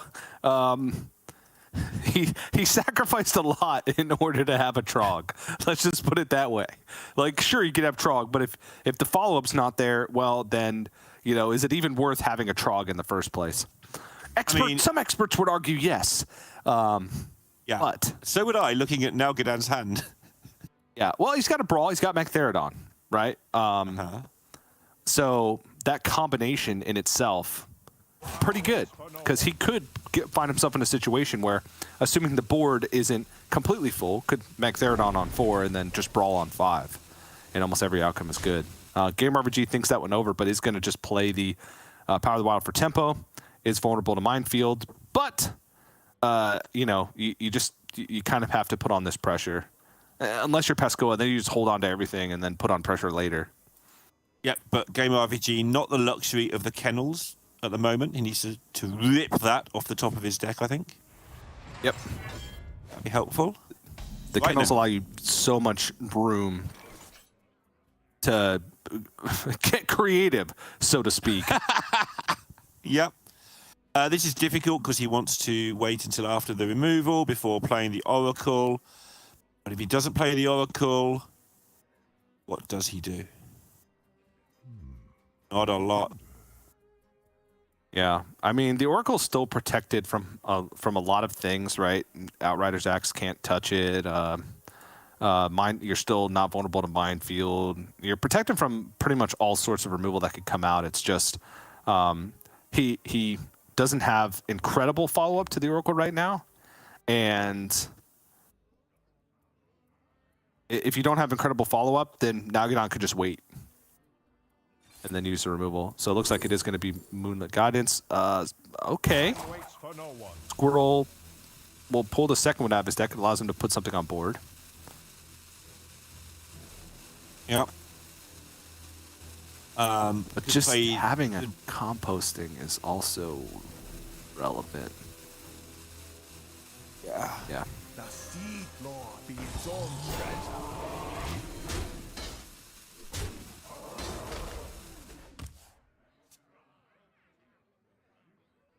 not got the Pasqua hand, but sort of might have the chance to still do so. We saw how this deck can, as long as it presents some sort of danger, just go on and on. The composting will provide that danger.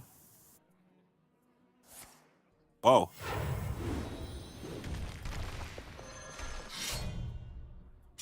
I'm perfectly fine with this, giving an extra Trog just to start drawing deeper in the deck.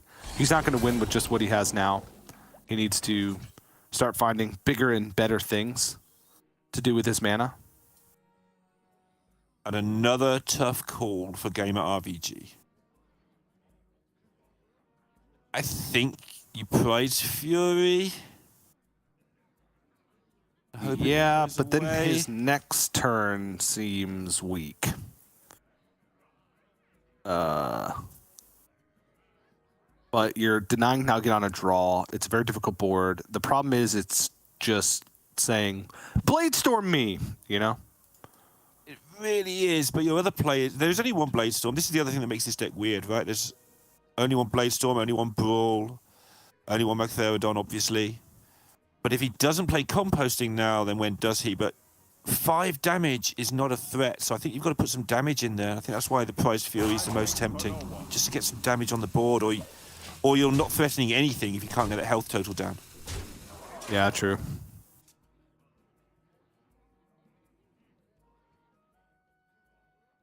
As it turns out, this works out really nicely for him.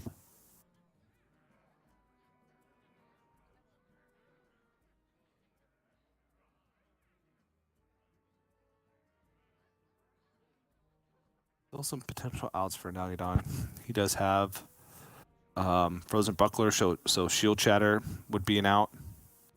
I was going to say he could like cut in class and hit Bladestorm because he could attack, but it's going to summon 2 Trogs, not just 1 Trog. So that would interrupt the Bladestorm. And he's already taken a lot of damage. We're coming up on an Arbor Up turn.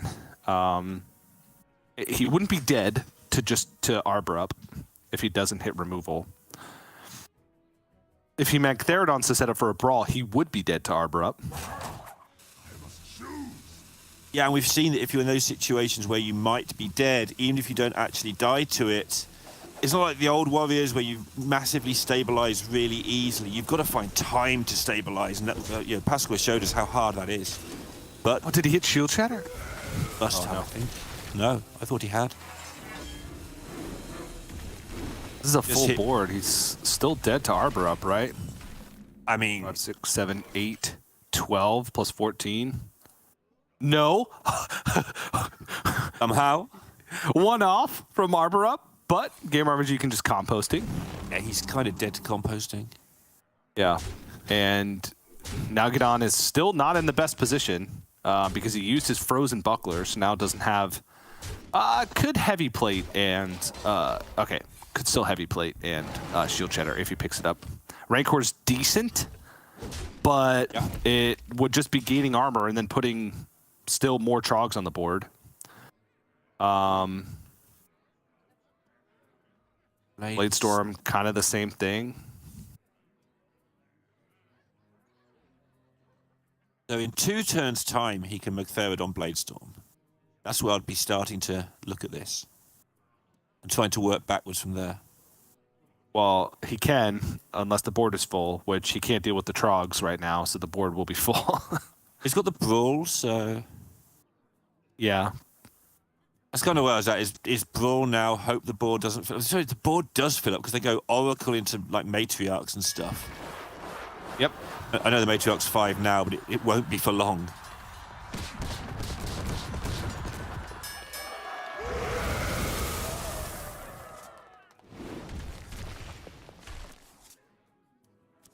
Just got to hope that he finds an answer. No second Oracle picked up there, so... That's the compost some will awkwardness. Force Game RNG to overdraw a card. Let's see what it is. Kennels, not a big deal. It's hard to think. Arbor Up would be the only like singular card that would be like a huge deal, I feel. Because it just limits the reach, the potential reach. All right, how do you go about this? What I would like to do is threaten lethal with the sentries and get my wolves and owls a lot cheaper, and then go for an oracle massive play next turn. With some bits thrown in, throw in a squirrel, I don't care, throw in a trog. Just put some stuff out of your hand. Yeah, I like that. Maybe get a kennels down because they're sort of constantly a threat. Some stuff, but set up the oracle play is what I want to do. Yeah.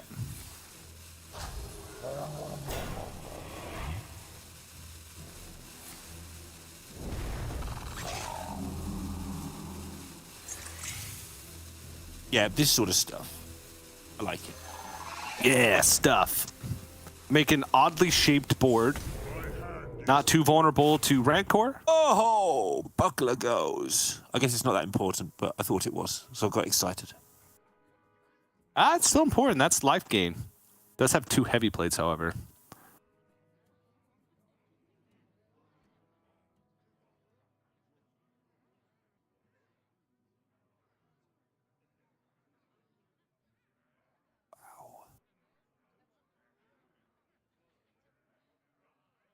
Get creative.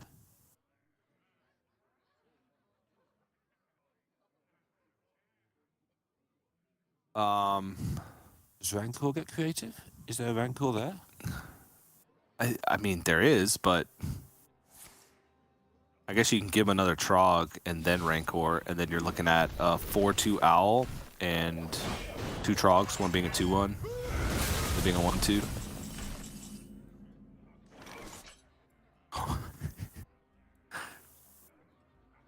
Just infinite cards. Just infinite everything. How do you want to do it now, though? 3.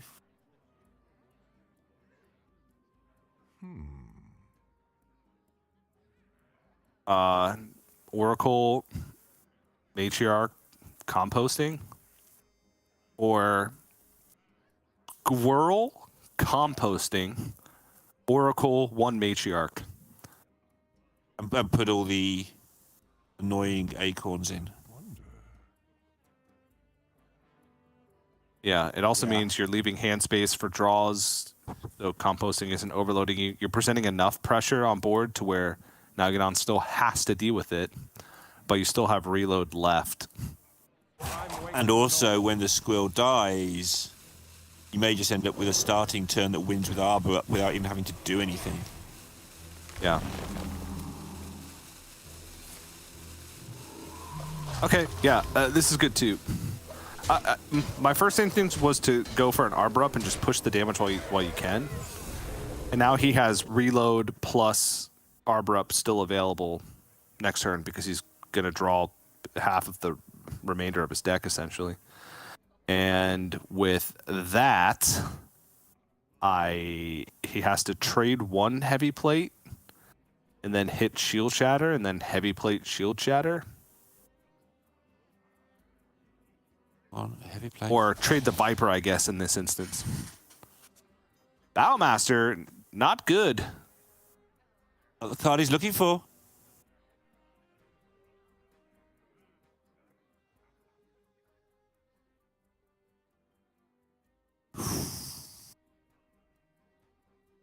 Bulwark's not enough. Nothing's enough, is it?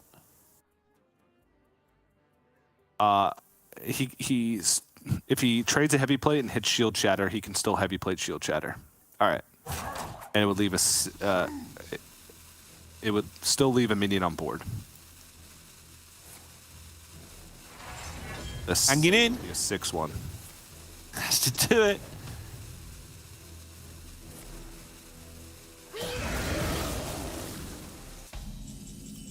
Oh, it's just more cards. How many compostings are in this deck? That's like his 7th.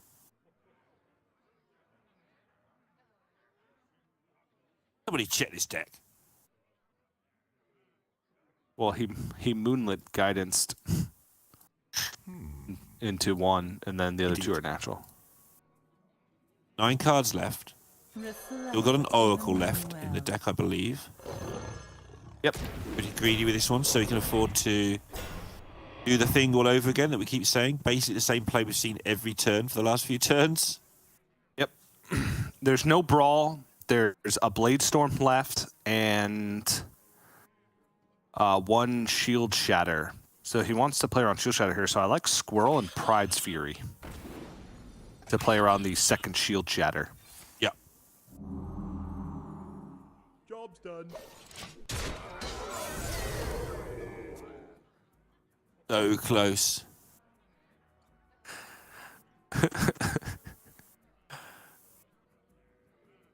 What's particularly has amused you this time, TJ?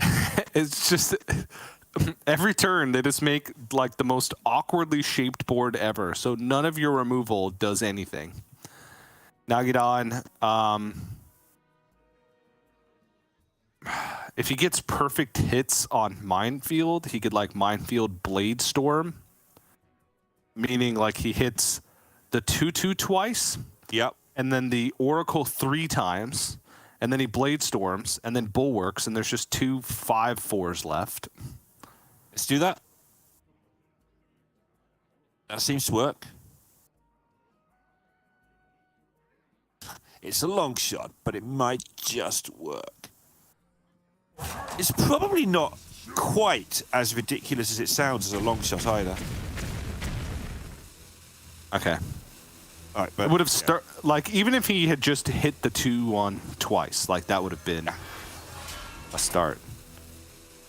And now he plays from 7-3. He goes in with a 1, then a 2, a 3, a 4, and there's lethal on board. Oh no, it's 5. It's got So he can push. infestation and power. It is lethal. Yeah. And hero power. So he's good. Yep. So hero power, the squirrels, the kennels, and the oracle take off the bulwark. So then you have 2 5 attacks left. You put a dorm infestation on 1, so that's 11, and then power of the wild, that's 13. Stack lethal. Yeah. Easy. Easy. You need to play the trog first so you can see it. Just do that. But it's easy. Is it? 1. Hero power. Da, da, da. 10 plus 2 plus 1. Bingo bongo 13. Okay. Huh? Just taking his time to make sure that everything is Yep. correct. Now he looks at it. 13, okay. Power of the wild, that's 12. Adorable infestation, that's 13. How do I do 3 damage with these 2 cards? Please, please, please.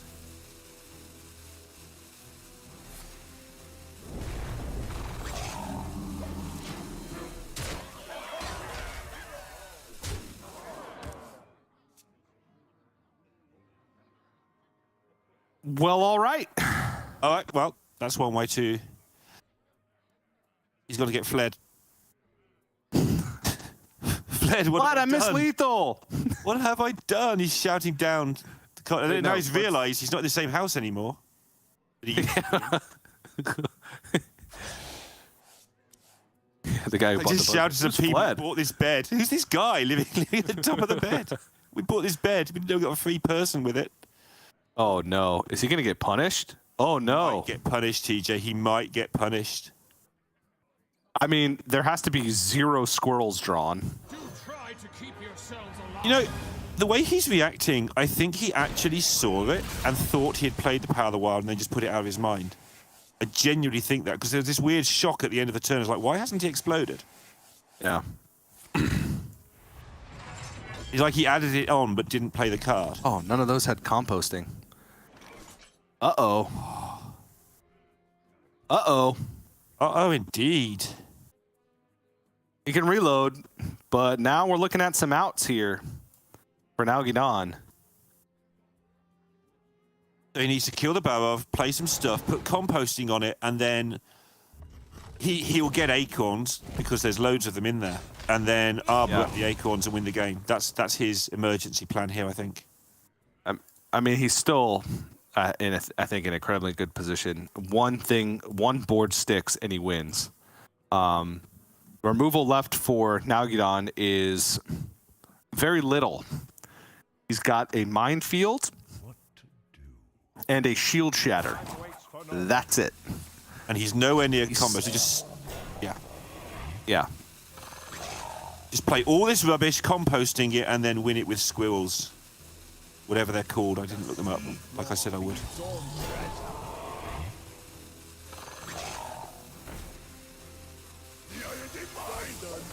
Emaciated squirrels or something. Yeah, this is the play. Okay, well, there's shield shatter. So that's the last bit of removal.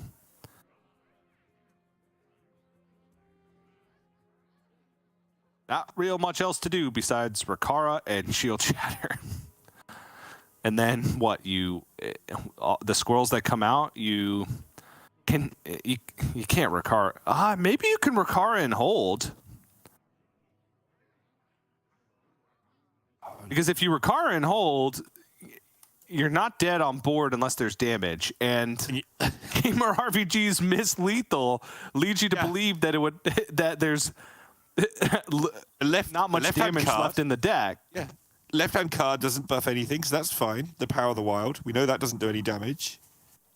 No force on Azeroth. So I think Nalgadon's going to have enough respect for his opponent here to say, yeah, you wouldn't have missed lethal. You're just not going to have it. I can just hero power, attack one. Or he's going to try and get out squirrels and then see how many there are and then shield shatter maybe? Maybe. There you go. There you go. Okay, it was just one. All right, well, he's dead. Because he's like, look at his face. Damage. Game RPG, he's like, right, I'm going to count it this time. 2, 3. All right. Okay, all right.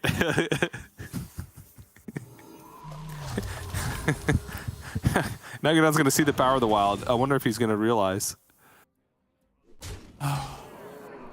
Nope.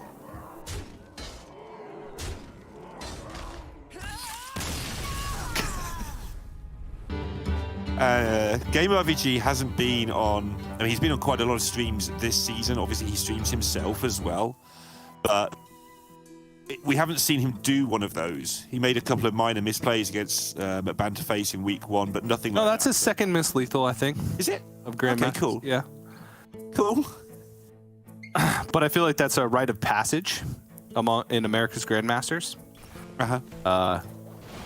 In order to be respected by your peers, right? It's like everybody's done it to fit in. It's like initiation. Yeah, good point. But the follow-up was there, right? He didn't let it get to him to a point where he didn't see the lines later on. I think he did. I'm looking forward to see what he tweets later because I think he saw it and thought he had played the card because he's like, "Why haven't you exploded?" It was weird. Well, I mean, no matter which way, no matter how it happened, it still happened. It's still grim, but he did get the win. He's 1-0 up. And I'm just curious. But Nalgadon now with the Beast Druid of his very own TJ. He's got his very own Trog. The Arbor up. And how we've seen like these matchups play out, even with like Dmitry Kazov's lineup, is the Beast Druids just get wins when they're played, and then we move on to the rest of the series. That seems to be how things have worked out thus far. We'll see if that's the case here. There are some aggressive decks left on the side of Gamer RPG, which can take wins against Beast Druid, but Beast Druid just feels like it has that burst of power, that longevity. But we're at 8 games in a row. 8 in a row. Of not Trog on 1, Trog in the opening hand. He's opted to not play it on 1 in certain scenarios, but he still had an open hand. Can we make it 9 for Gamer RPG? Yes. That's the big question. Absolutely. Oh, you're just straight up convinced. I mean, he worked it out very carefully. Last game, he thought long and hard about keeping the sentries and realised that no, the Trog's the 4th card. I need to mulligan these as well. He's got it worked out. Okay. Let's get into it. Beast Druid versus Face Hunter. Protect the wild.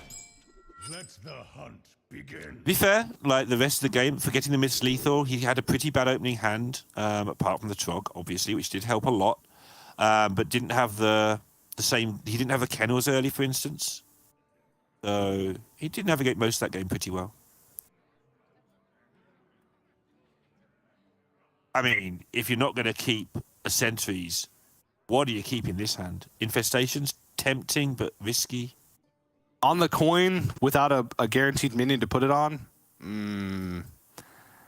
Quick shot. I mean, I don't want to keep anything, but what's he thinking? Yeah, I think I'm in full mull territory here. He's just trying to convince himself whether or not one of these are worthwhile. I mean, if he's really channeling his inner Trog drawing abilities, then maybe Adorable Infestation. Because then that helps your initiates, so you can draw Trog or Initiate with the other cards and be in a pretty good spot. Yeah. But yeah, full mull. Full mull. I thought he... Not yet.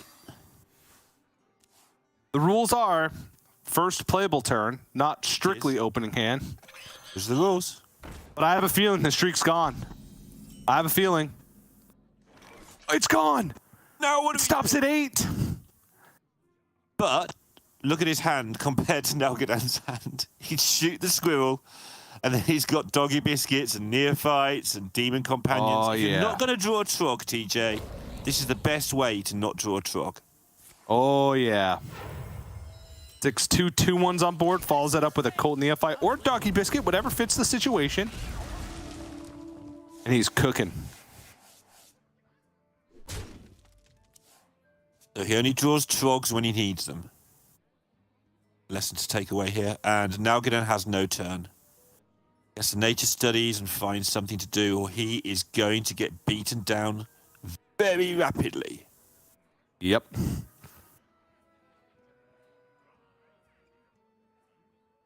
Even find. Yeah. Sentries. Yeah.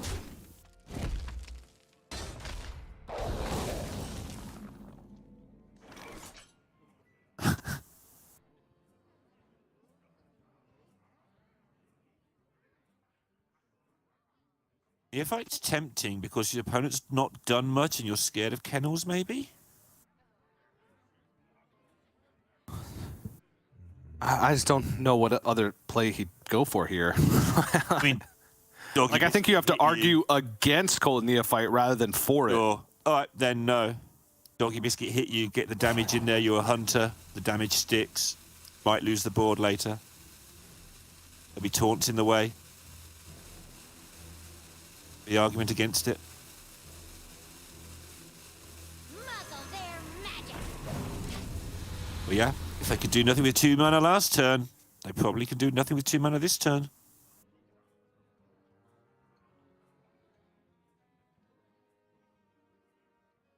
Hey, do you want to studies or Moonlit Guidance? I mean, Arch's Hero Power the 2-1, but I feel like you got to get the mana expended on these things because you're running out of time. Because it's not like this is just about the board. Face Hunter eventually just not have board anymore. It feels like almost an inevitability. the Moonlit's got to be better than the studies, not just because he's hovered over it, but because you're under the Neophyte. So even the thing you studies, you probably don't end up playing, even with a reduction. You don't want to play 2 cards into the Neophyte, right? Yeah. Obviously, you lose a card from the Moonlight, but I don't think you're in a position where you're going to get a good Moonlight into double 1-drop Oracle or something anyway, so I feel like you just get it over with.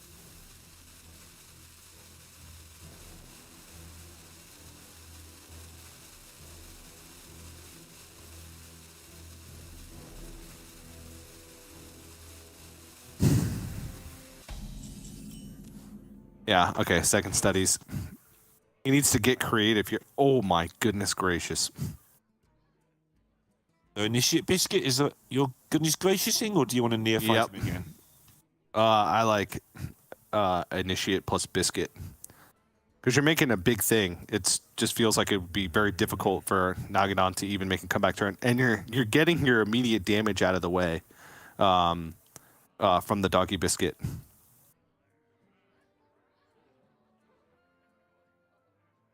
Guess the only other thing to consider is which turn you want to neophyte on.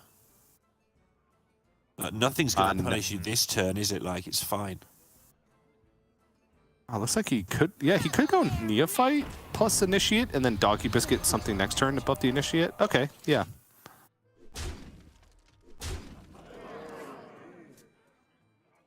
I'm on board with this too. Oh, kennels. But too late. I think this is too much damage to withstand. I think so too. Kennels gives you Matriarch next turn. I know that's cares, but yeah. Yeah, who cares?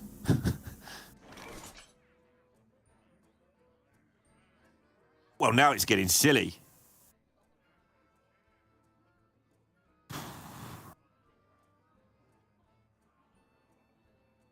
Doggy Biscuit adds 4 damage onto the board. Be pushing the 12 this turn with Doggy Biscuit Hero Power. Next turn, he has the option to go like Warsong regular Volpertinger to like keep the board pressure up. Yeah, that works. The argument the other way would be the Wrangler now to fetch the Rhino so you can burst through anything next turn, but I'm happy with your decision and his decision. We go full board.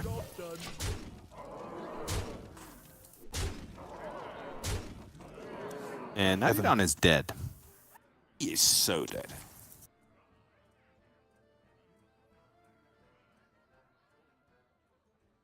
Yeah. Uh-oh. So dead.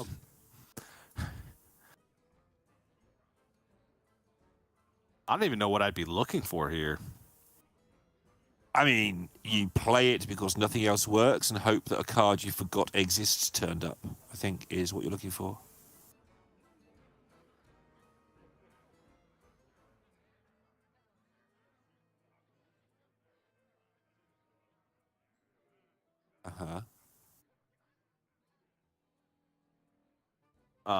Solar nature studies. Looking for... So that you forgot existed, but you will turn up. Gotta get creative, TJ. Yep.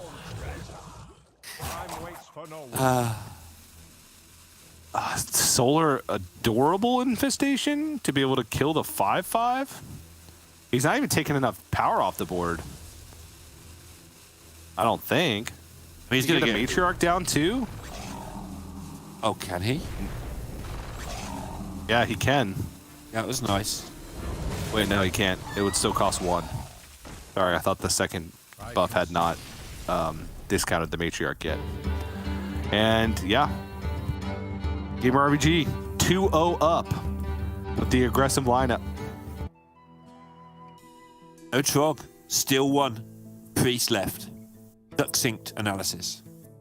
Yeah, so looking at the matchups, Nalgadon has a mirror, a favorable in Charge Warrior, and then Bishurid versus Shadow Priest, which is kind of a toss-up.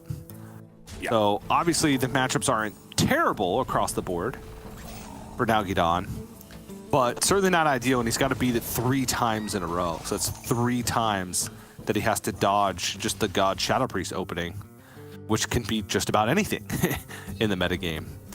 And there's the list. Again, does run Serena Bloodfeather and Najik Hexen, which can sometimes be crucial text, but can sometimes clog up your opening hand. But it's certainly an uphill climb for Nalgadon in this situation. Yeah, and he's actually elected for a mirror, right? Rather than Charge Warrior first.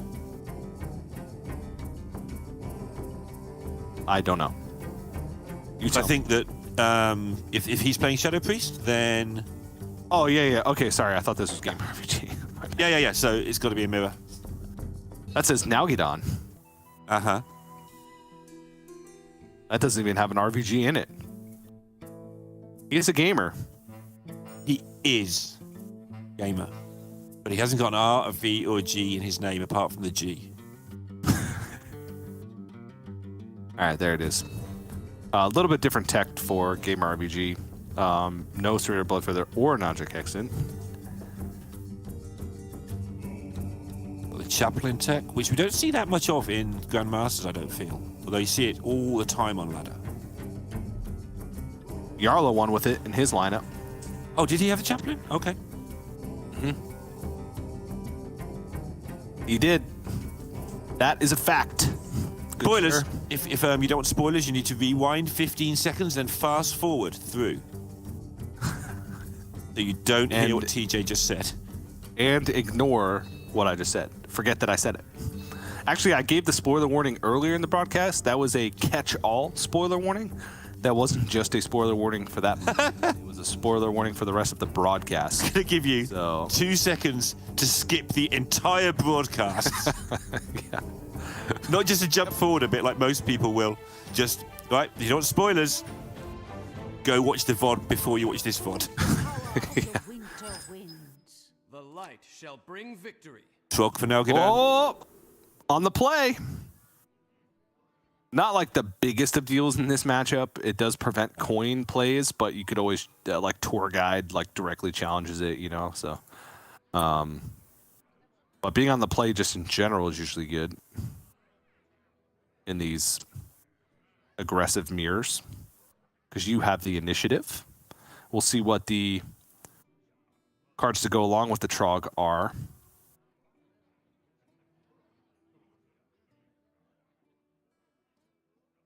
I like very little of RVG's hand.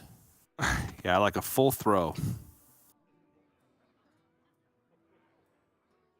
Gave that a good try in game 1.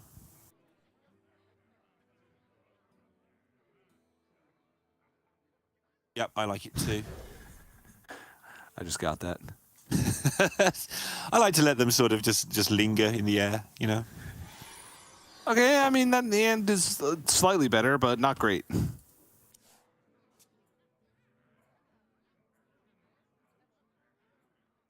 Yeah, it's significantly better. Obviously, the attendant's kind of double-edged weapon.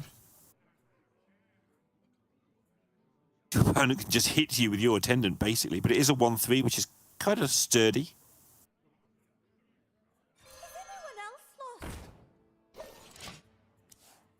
I like this. Just going to use the hero power to take out the Trog next turn.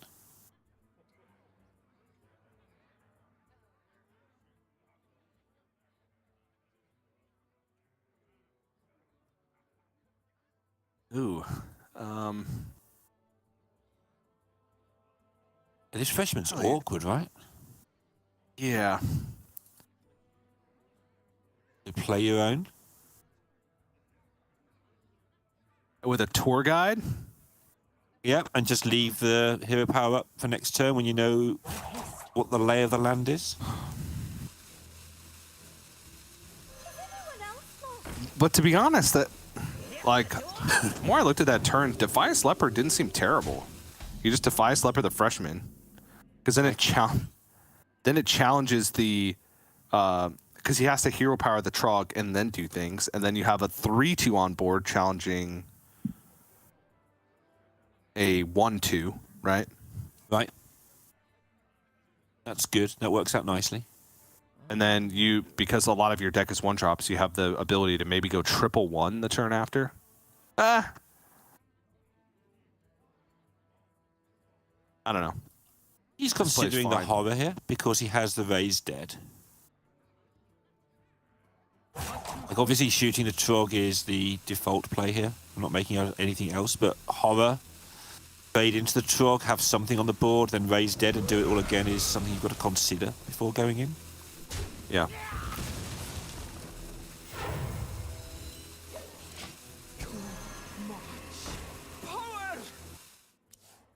Okay. Thing with these mirrors, isn't it, TJ? Like, if you make one mistake, you lose. Like, there's this, all this. If you miscalculate one damage anywhere when you're planning out, if you miss a chance to get a minion on the board, it just snowballs against you so quickly. Or if you have one bad draw, you lose. That too, yeah. And RBG is kind of on the edge of that. That raised dead is the saving grace for him right now. Yeah.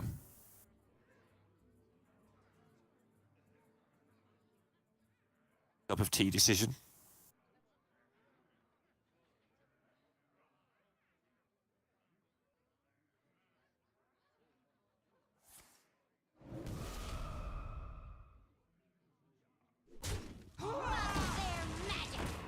Yep, sets up. Okay. Similar situation to the one you were describing, but manages to preserve the leper.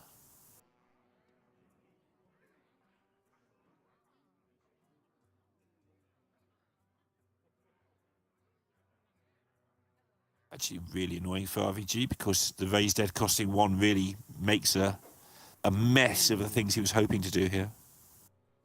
Yeah, he could still just like hero power the 3/2 and raise dead, and then his next turn is quite good. He can hope that now get on whiffs, but that is a large hope. You need to have a huge amount of hope in order for that to happen. Another shadow spell in hand from Twilight Deceptor doesn't feel great. He could Wriggling Horror and value trade over the Cold Neophyte and still fit in a raised dead and just play out the minions next turn. That seems okay, actually, the more I think about it. He's only had 1 minion die, though. The Void Touch, is that the only thing? Yeah. He played Freshman on 1, hero powered on 2, and this is turn 3. He just holds. He wants more value. Yep. Ooh! So he has Cold Neophyte, Tour Guide, Trog in the raised dead pool. If he hits 2 1s here, like the Trog plus Tour Guide, he could leper. He could play it all and clear the board. Yep. Hits And them. there they are. And so I think you do that. I think you do that Clearing too. the board and building a board is quite good. Yeah, you trade rather than shoot, so you preserve the extra damage for next turn, so you've got the Void Shard option if needed. Yeah.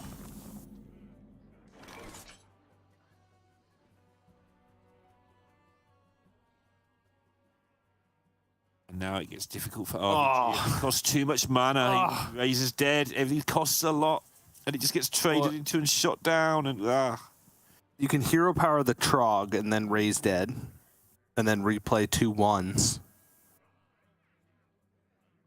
Or you can just play double 2. Come, pray with me. Oh, okay. I like this actually. Just fight for board as aggressively as possible. I mean, he has got some big stuff coming in the next 2 turns. Like the stuff we've been... It is clunky, the Benedictus and the Smite, but you're obviously both low on resources, so a 5/6 is a thing you have to deal with. Yep. No one's actually taken any relevant damage, so...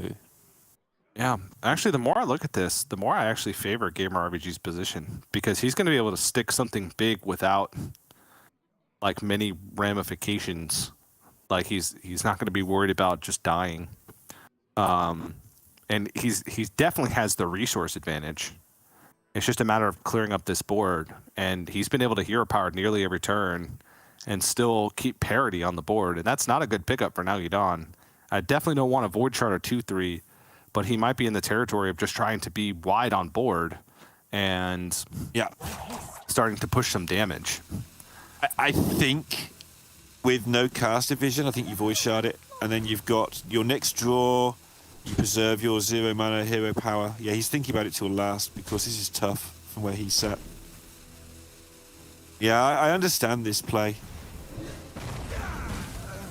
Yeah, and you do fit in a hero power here just because you're never spending all of your mana next turn anyway. But now the world is Gamer RVG's oyster. I think he can safely stick a Benedictus on this board. Why? And then if that gets dealt with, you might even just use Mr. Smite to clear things up, and then just the turn after that, play a million things. Yeah, exactly.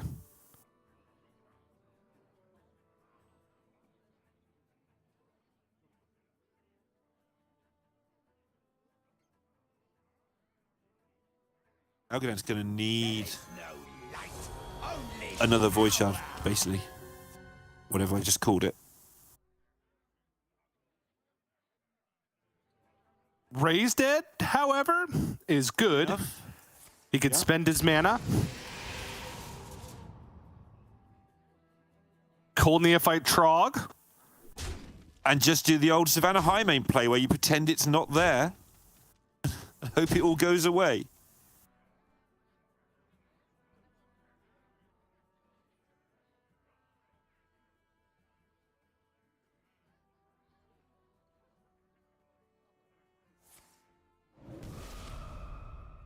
Yep.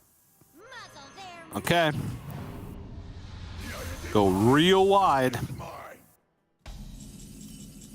Gives you some outs with the likes of Void Touch as well. That is good. That is really good.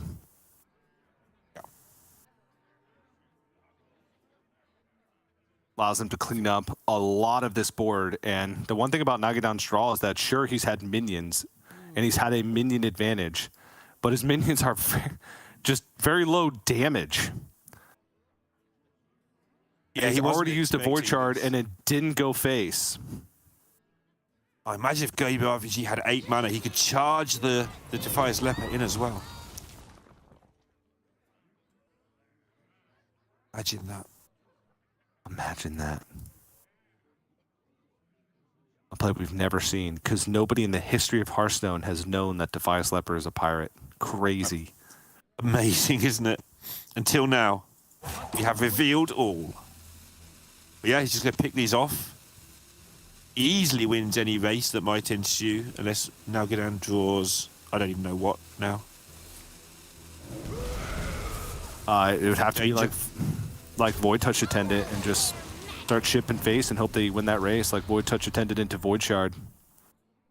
Excuse me. What about a Benedictus of his own? It's traded, doesn't it? With Mr. Smite, he doesn't know that, of course.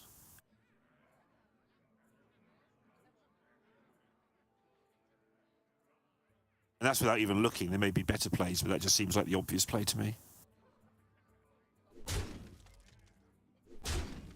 Yeah, he thinks that there's a chance RVG has to trade into this, right? There is no light, only power.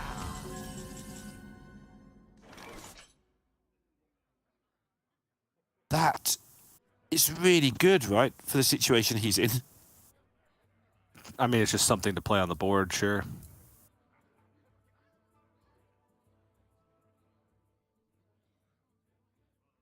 I wonder.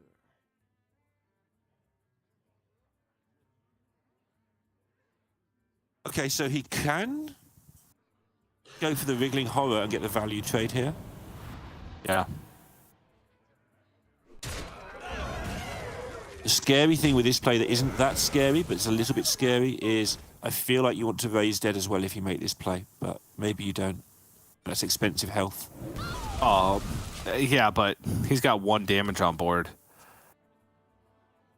And that's a Wriggling Horror. Like, he just needs to keep the board in check from this point, and he's got the win. Like, Nagadan can't do anything except for ship everything to face and then hope that he finds the damage, but if he pushes 4 this turn, if he pushes 2 damage turns after that, he's still multiple turns away from even like Smite, right? He'd have to have perfect top decks of like Void Shard into Smite in order for this to be like a realistic possibility. Yeah, and now it begins.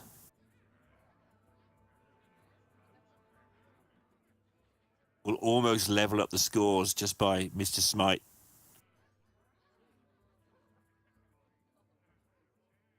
I guess the tour guide play is slightly awkward.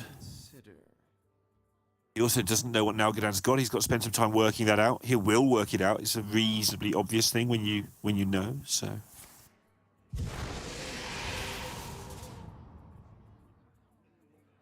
All right. Yeah, this looks like it's going to be the end of the road for Nalgadan. I don't think there's any pan-outs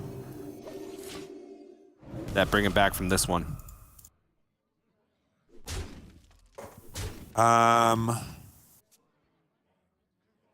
Use a Void Shard, so that doesn't work.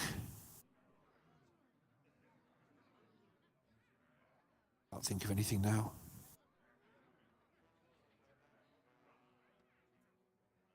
That's an upgrade from Ugh. So he lives for two turn. more turns, and then Mr. Smite. But Void Shard is just so good. Yeah, the actual lifesteal part of it, right? It just I know, yeah. draws it up.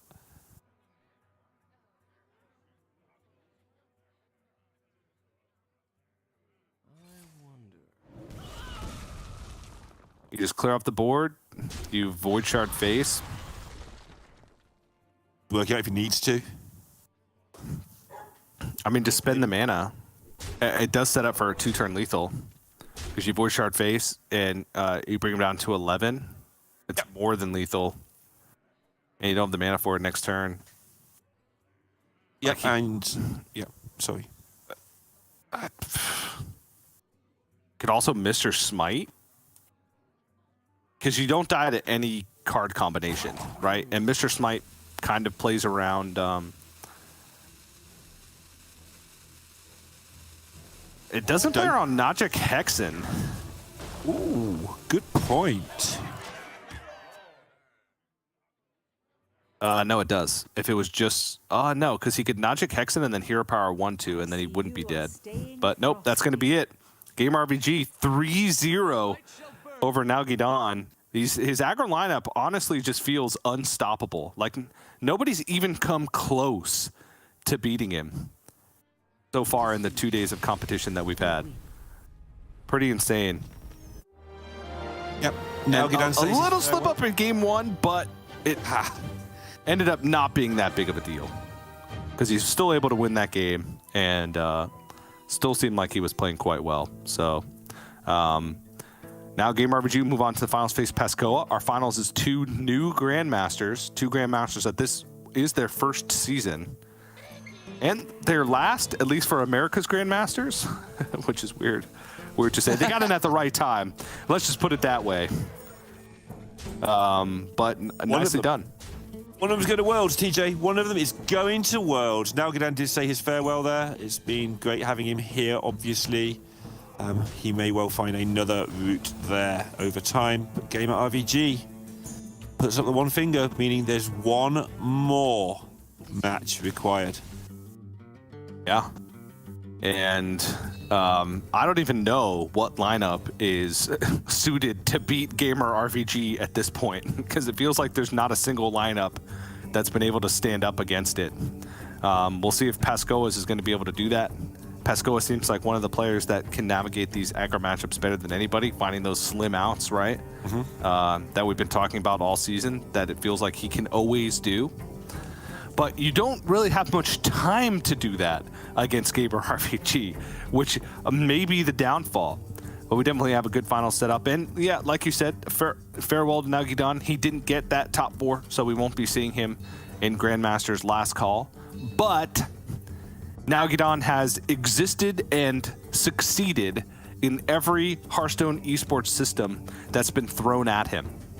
That's why we've been talking about him for so long. That's why he has a pretty long resume in terms of, you know, wins or tournament appearances in Hearthstone.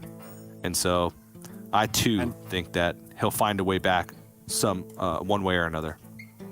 He tweeted yesterday he was the last surviving original America's GM in this tournament too. Been there the whole time. He got to further than any of the people he played in Season 1. Yeah, after Monsanto lost, he was. Yeah, so he got all the way to there. So the script looked like it's going to be Nalgidon, but it's not. And it looked like it's going to be the 2 Charge Warrior players, and it's not.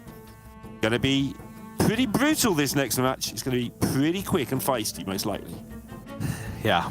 Well, I thought the same about this one, but even though it was just aggro versus kind of aggro, it was still like back and forth, at least the individual games that we watched. It just ended up with a 3-0 result, which, you know, wasn't indicative of how close each individual game was. So, but Neil, there's only one match left. Only one match left for today. Only one match left for the weekend. Only one match left for the playoffs, all together across all regions. Only one match left of America's Grandmasters. Only one match left of regional Grandmasters. There's only one left. But who's going to win it, TJ? Who is going to win it? I don't know what we're going to do after that one match. I'm kind of ignoring you so that I don't have to process the fact there's only one match left. Because if I say it out loud, there's only one match left. You know I'm delaying this because this is the last time that I'm gonna throw to a break.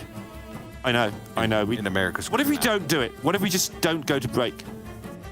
What if they just put the timer up and we talk for 10 minutes? We have to go to break.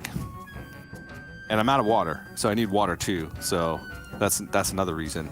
And what's more important, not throwing to the very last break of America's Grandmasters or me being hydrated? I'm going to go with hydration on this one. Sorry, Neil, you've been outvoted. Hydration is important. And with that, it's time for us to go to our very last break of America's Grandmasters. So don't go anywhere. The finals right after this.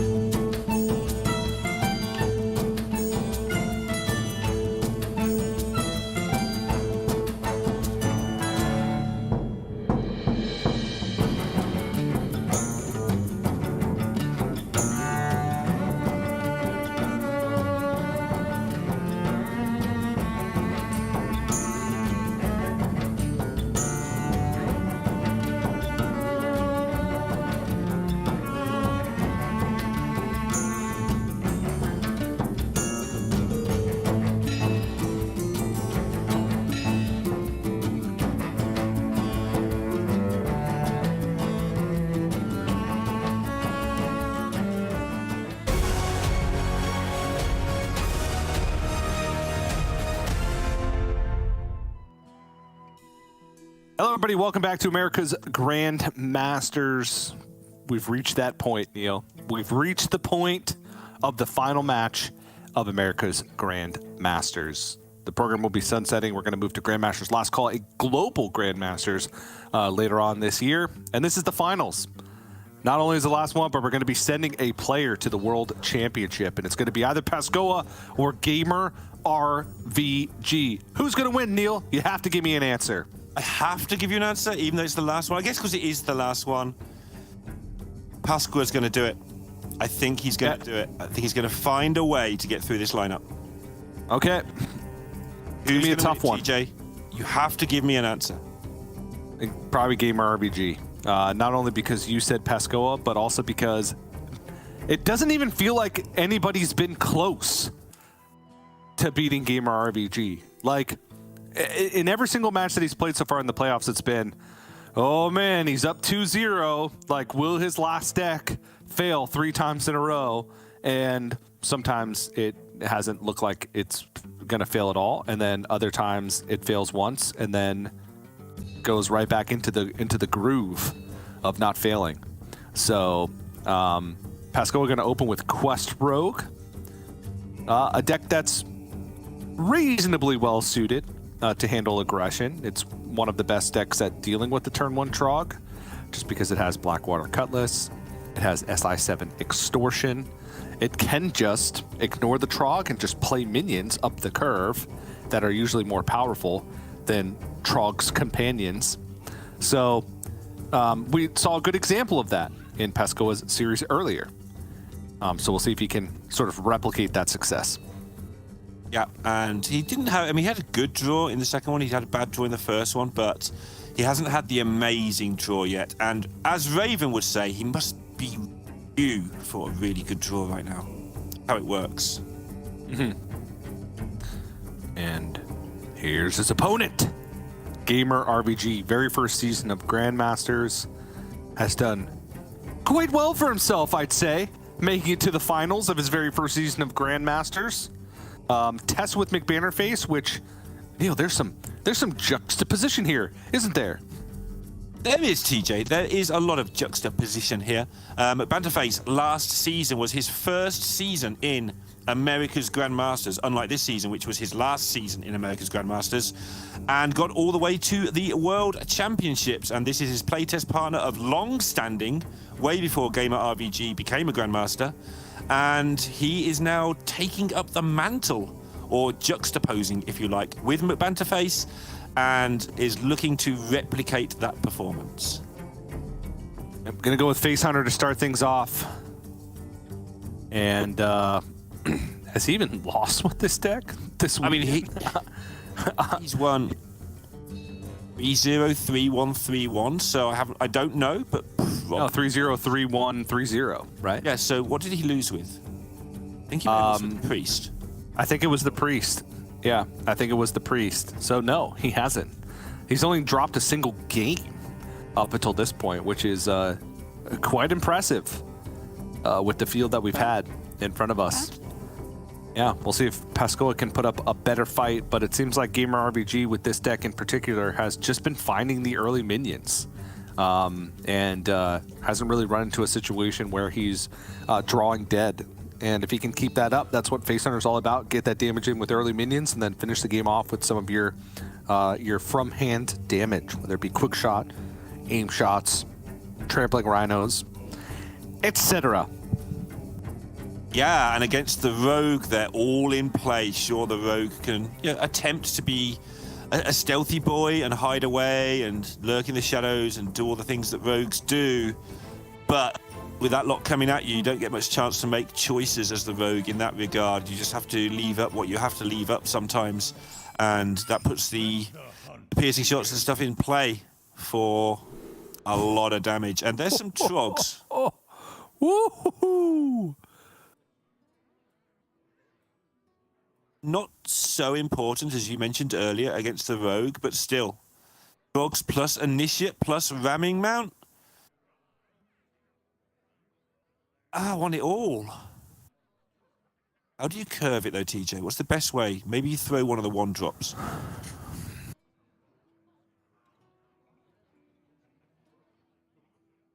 Pascoa is just nodded. I think that means he's happy with what he's got. Uh-huh. Or he's listening to music, one of the two. Oh, okay. Yeah, this is good. This is the... Who cares if you have Trog? I have good minions. Yeah, trog me. See if I care. But you might care because look at this opening hand here. Yeah. Initiate, Trog, into quick shot, into ramming mount is one option. I like just Trog. Just And then Trog. if Pascoa does nothing, you Trog initiate. If Pascoa plays minion, you ramming mount. Yep, that seems reasonable.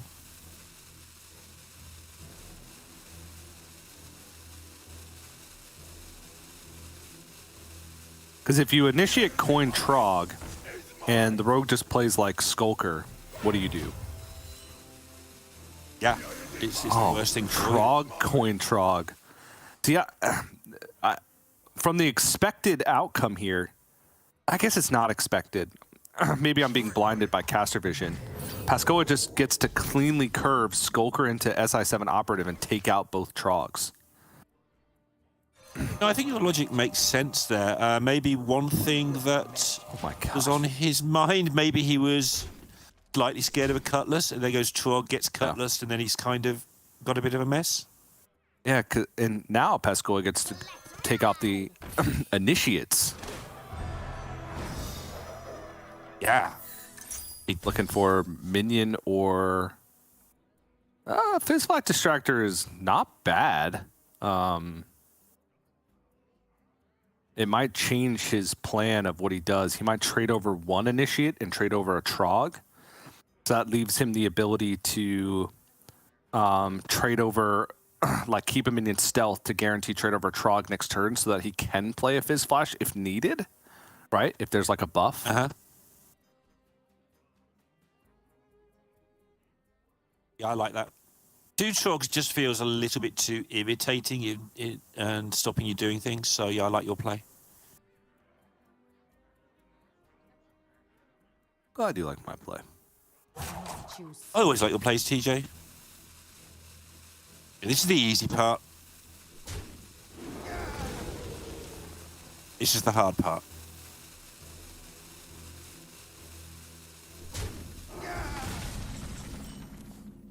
Takes the power off the board.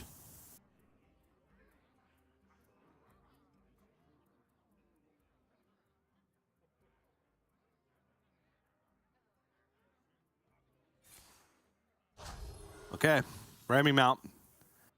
Pascoa's got a fantastic answer to this with the Fizz Flash Distractor. Can trade over the other Trog, Fizz Flash Distractor, and then the world is his oyster. He's only taken 3 damage. He'll have full control of the board. It's looking good. Yeah, and with a secret passage picked up, that gives him all sorts of options for next turn. If his draw is bad, he can passage. If it's a good draw, he won't need to. And everything looking good for Pasqua. Game RPG minionless at the moment. Still minionless. Ugh. We can trade away the doggy biscuit. Has to. I have to be quiet when I say doggy biscuit, or else my dogs might break down my door and come in here and think that I have a doggy biscuit. Okay. Understood. Because we heard how they reacted to kennels, so. I know. You have to think of a code word for it. Oh my goodness. Yeah, gotta try and keep control of the board while you can, but none of his early minions stuck damage, so... Ooh, okay. Now we have a... It's probably a passage turn. The smuggler will acquire a gizmo. So that would work well with smuggler, gizmo, hero power. And then he could passage next turn, but I feel like passage can just hit some pretty fantastic stuff. Yeah, and it... 7 agents, swindle. There we go. Oh, He's got everything. oh. There weren't many whiffs, right? That's the other thing with the passage here. Not much could go really wrong, so... Yeah, because he already had Mr. Smite and Battlemaster in his hand on the other side of the passage, and those are like the big whiffs with this, in like this scenario of Secret Passage where you're playing with 4 mana remaining. Now he's got to decide what to do. He could Foxy SI7 agent and then have enough mana to play the Gizmo that he picks up. Do it.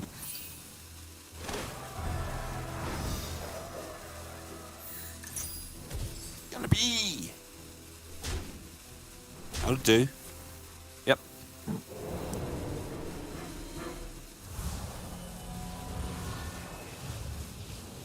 He's not far off lethal already, by the way. Obviously, he's not there yet, but with, you know, the Battlemaster, it's going to be very soon. Yeah. It's basically, it's 19 damage loaded up with Battlemaster for next turn.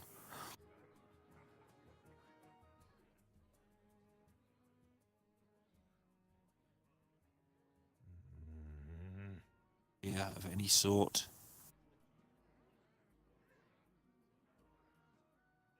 Kind of need to press that hero power button if you're not going to do anything else as well, but you're not going to get there. Yeah.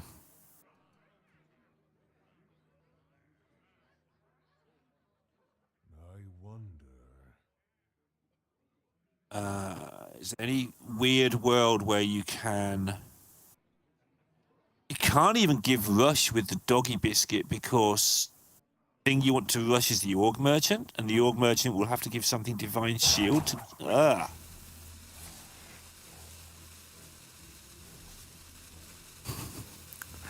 What about another aim shot? Does that help? No. Yeah. You're right, I think. Definitely doesn't help. Brave call by me, but no. Yeah, the Trog is just here to absorb some pressure because he's got nothing else to do. You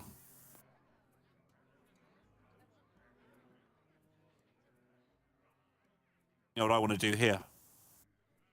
What, Mr. Smite? I want to miss a Smite, and then if it lives, I've got Battlemaster, and if it doesn't live, I'm surprised. And I've still got Battlemaster.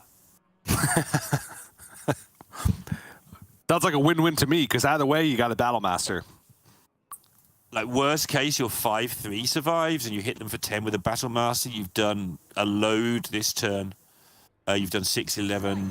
You've done so much this turn. This works too. Yeah.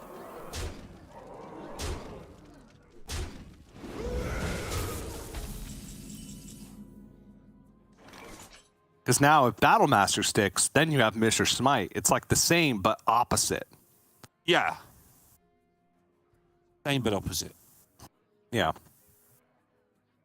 Actually, not the same, but parallel. Not opposite. Adjacent. Different, but it's the same.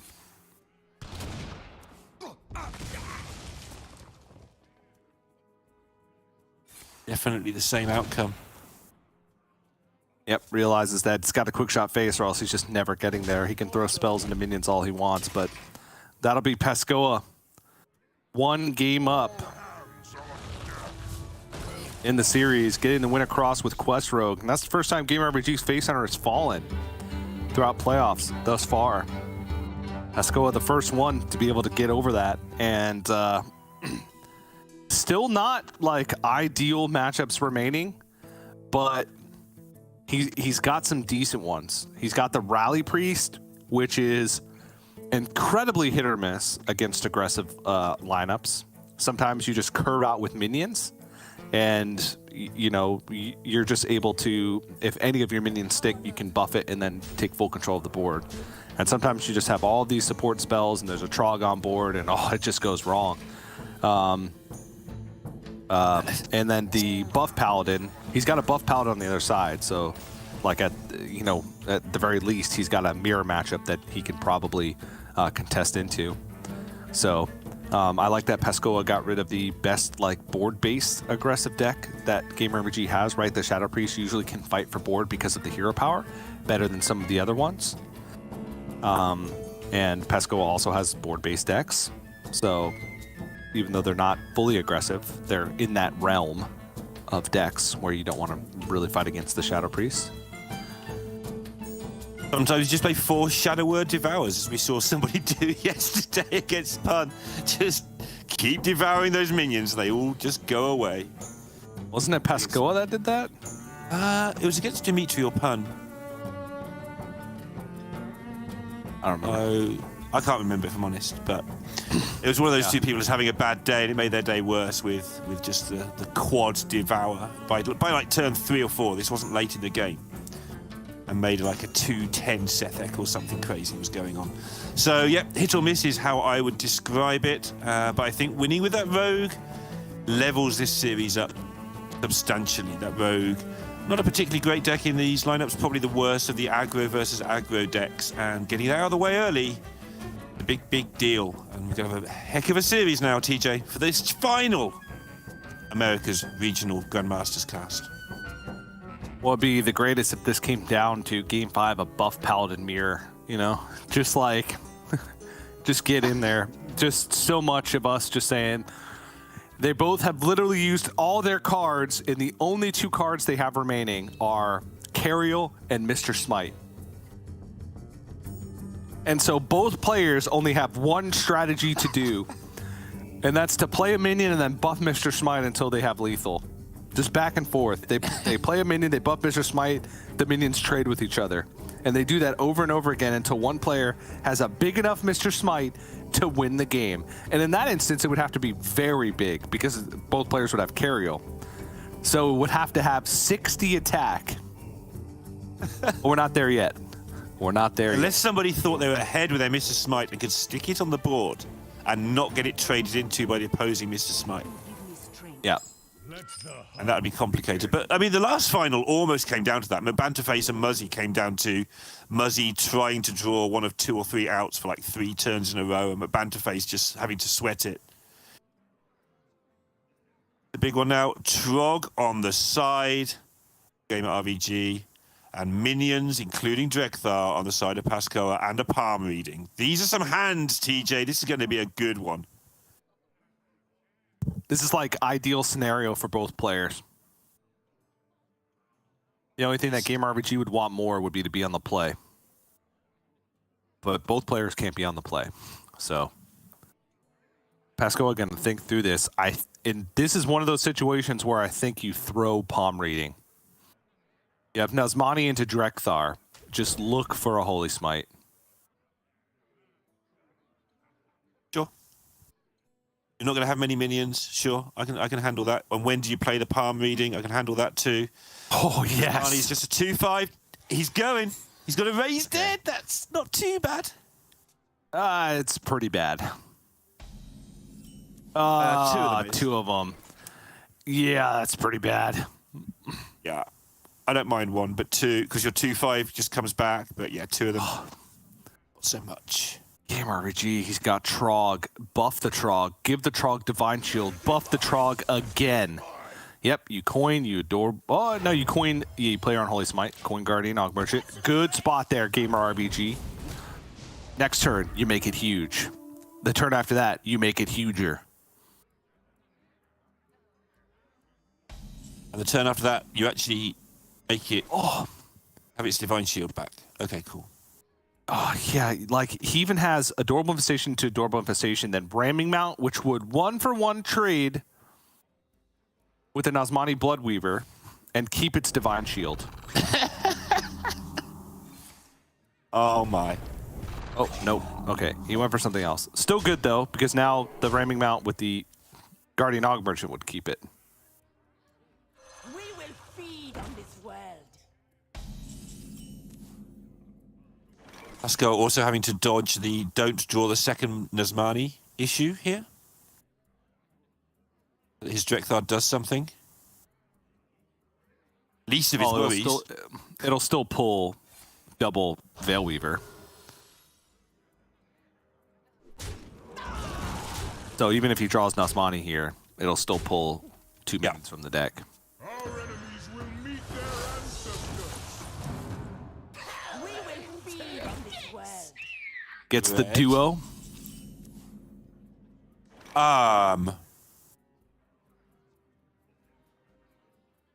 Could you have raised dead there and tried to hit the reduction on the Devour? I mean, yeah, sure, but then you summon one Trog, and then you Devour, which summons 2 more Trogs. You're putting Devour on the board. Yeah. Holy moly.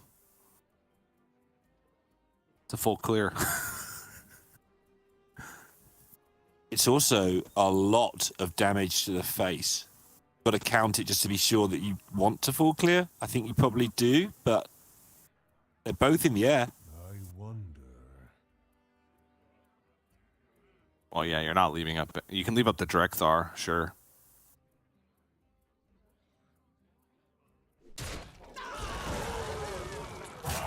Quickly.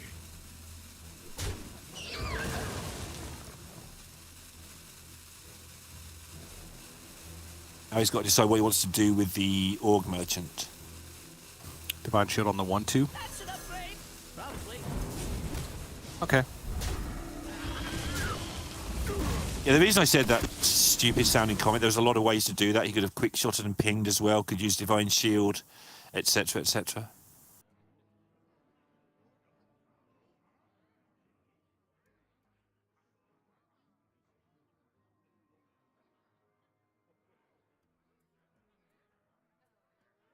Not lethal at the moment.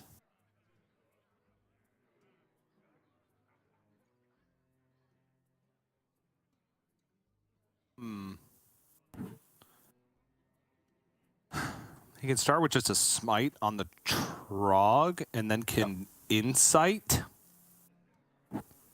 which would pull a 0-mana Sethic.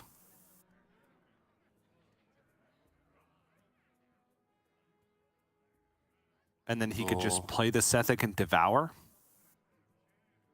Yeah, okay. That does some stuff. Got to get rid of the truck for the. And he doesn't have any targeted spells for his rally next turn, but he takes power off before that next turn. Just the full rally into do whatever I can. But he's going to need some big hits. MRVG not drawing like the super substantial follow-up, and honestly these 1 health minions are just going to be fodder for the Shadow Word Devour. He's not going to be left with much going to the next turn, but he will be able to push some damage. Yeah. I'm not so keen on lobbing all these out there. I guess it makes very little difference. You've just got to hope the Devour's not there.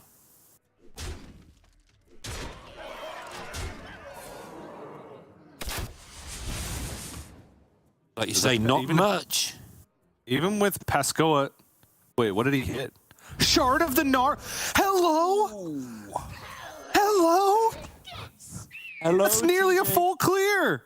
That... What? Oh. That's insane! It's nutty. Okay, that's a dead card. That's essentially a dead card.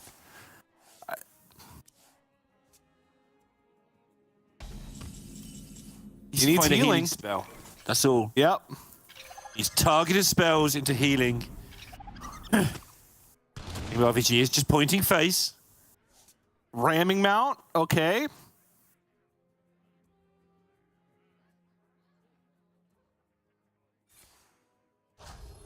Come this far. He's set up for a hero powered lethal next turn. He's gonna. Oh no, he's not.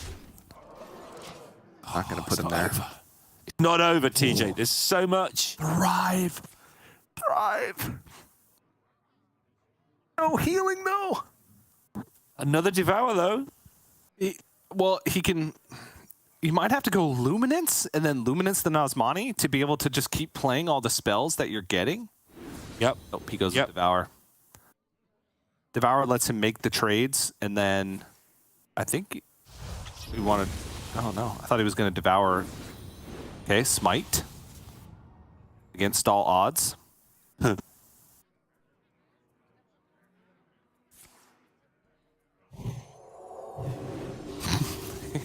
think he needs to go. He can, but I think he just needs to go.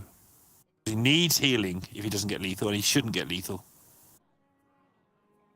Just do anything. I know it's important, but you've got to do things. Yeah, Robe's starting to burn right now. Yep, he's got to go. No matter what he does here, unless he hits like Desperate Prayer, there's going to be some lethal outs. Renew! Flash heal! Oh, flash heal! Oh, Look at him. oh, he's at 13. Oh my goodness. There's still a long ways to go before he kills him. Well, not a long ways to go. He's Bless is less to lethal. go. Yeah. All you need is bless. Yep.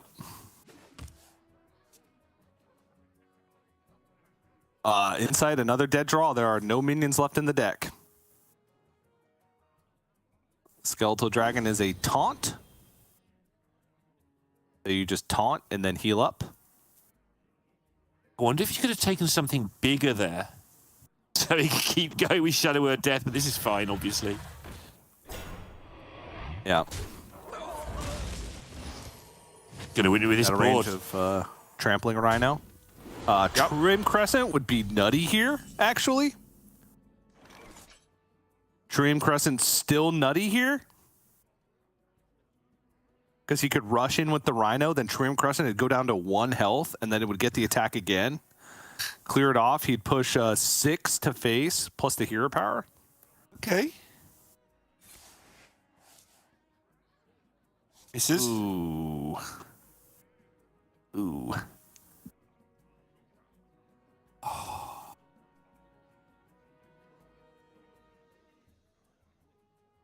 Pascal's not far from being able to play those raised deads, but he doesn't need to just yet anyway.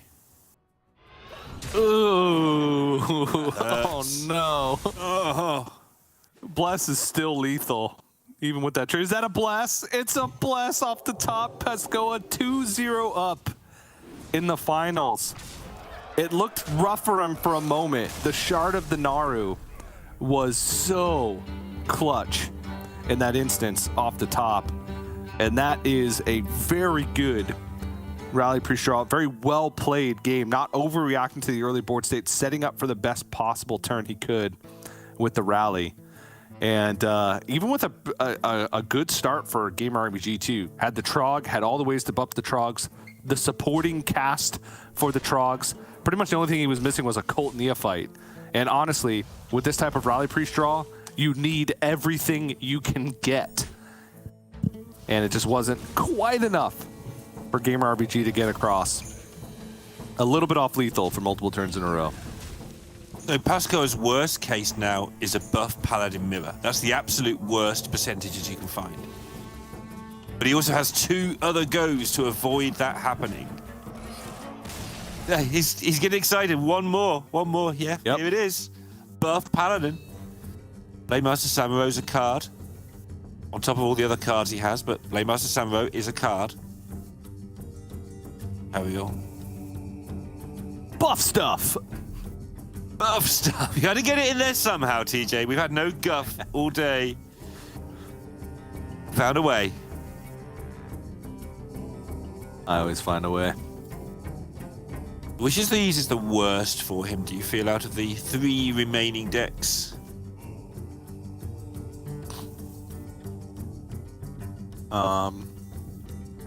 I think the best is Buff Druid. Buff Druid. Got buff on Buff stuff. Beast Druid. Face Hunter also can sometimes... I mean, Face Hunter just feels like it's good against anything if it has early minion. Which one's going to Worlds, TJ? Look at these hands. This could be the hands that decide Pascal are going to Worlds. Look at it. Game RPG is going to need a mulligan of his life. Game RPG on the play. We ain't playing them.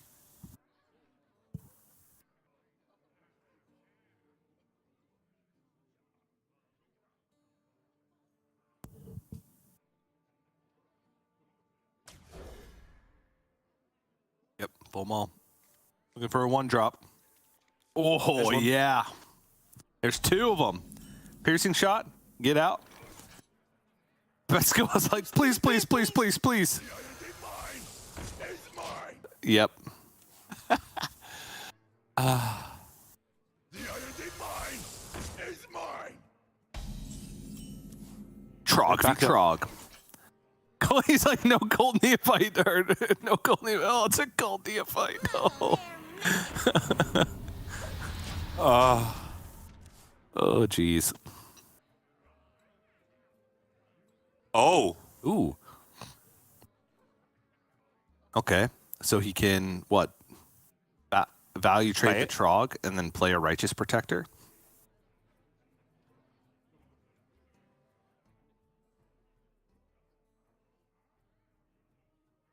Value trade?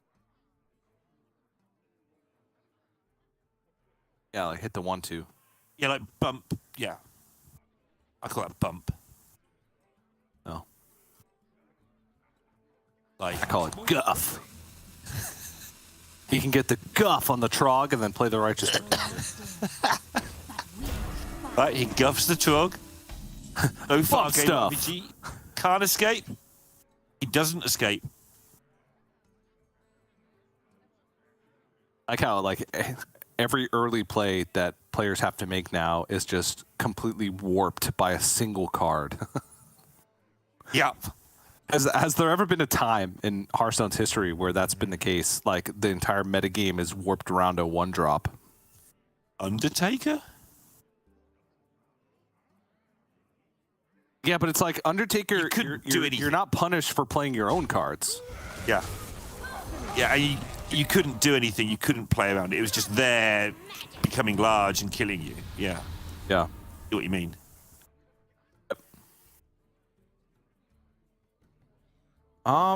So he could still Stonehearth Vindicator, and it's a 50-50 to still hit a playable card even after the Cult Neophyte debuff or whatever you want to call it. Because Stonehearth Vindicator draw spell. Oh no, never mind. I was misremembering the card in my head. It's a 3 or less card, not the spell costs 3 less. Yeah. Yeah. And I was also missing. Yeah.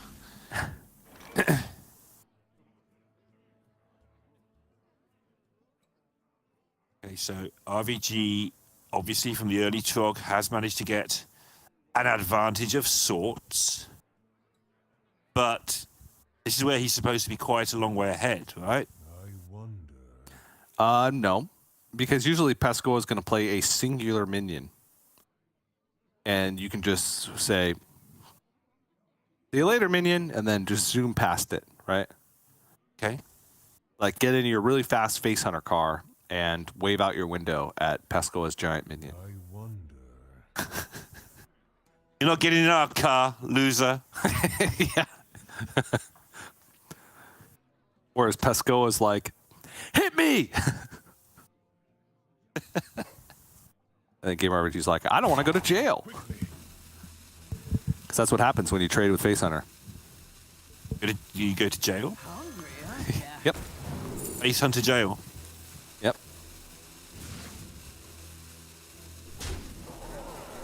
There he goes, whizzing past his car, waving out the windows.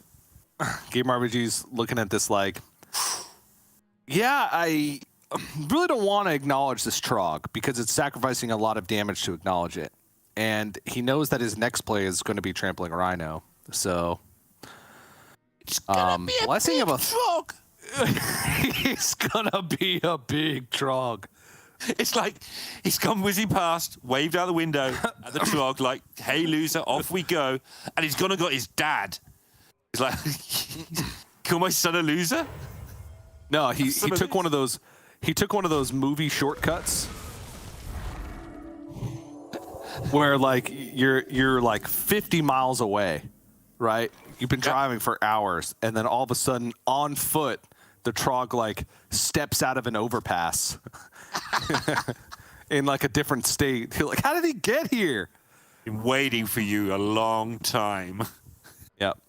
It's not a Trog though. Now it's just a horse. Yeah. Big horse. That's how he got there. Yeah. Got there so fast. Well, the horse is going so fast that he fell off. So now it's just a horse. But the horse inherited some of his powers. And it's angry. Now the horse is large. Yeah. Called me a loser?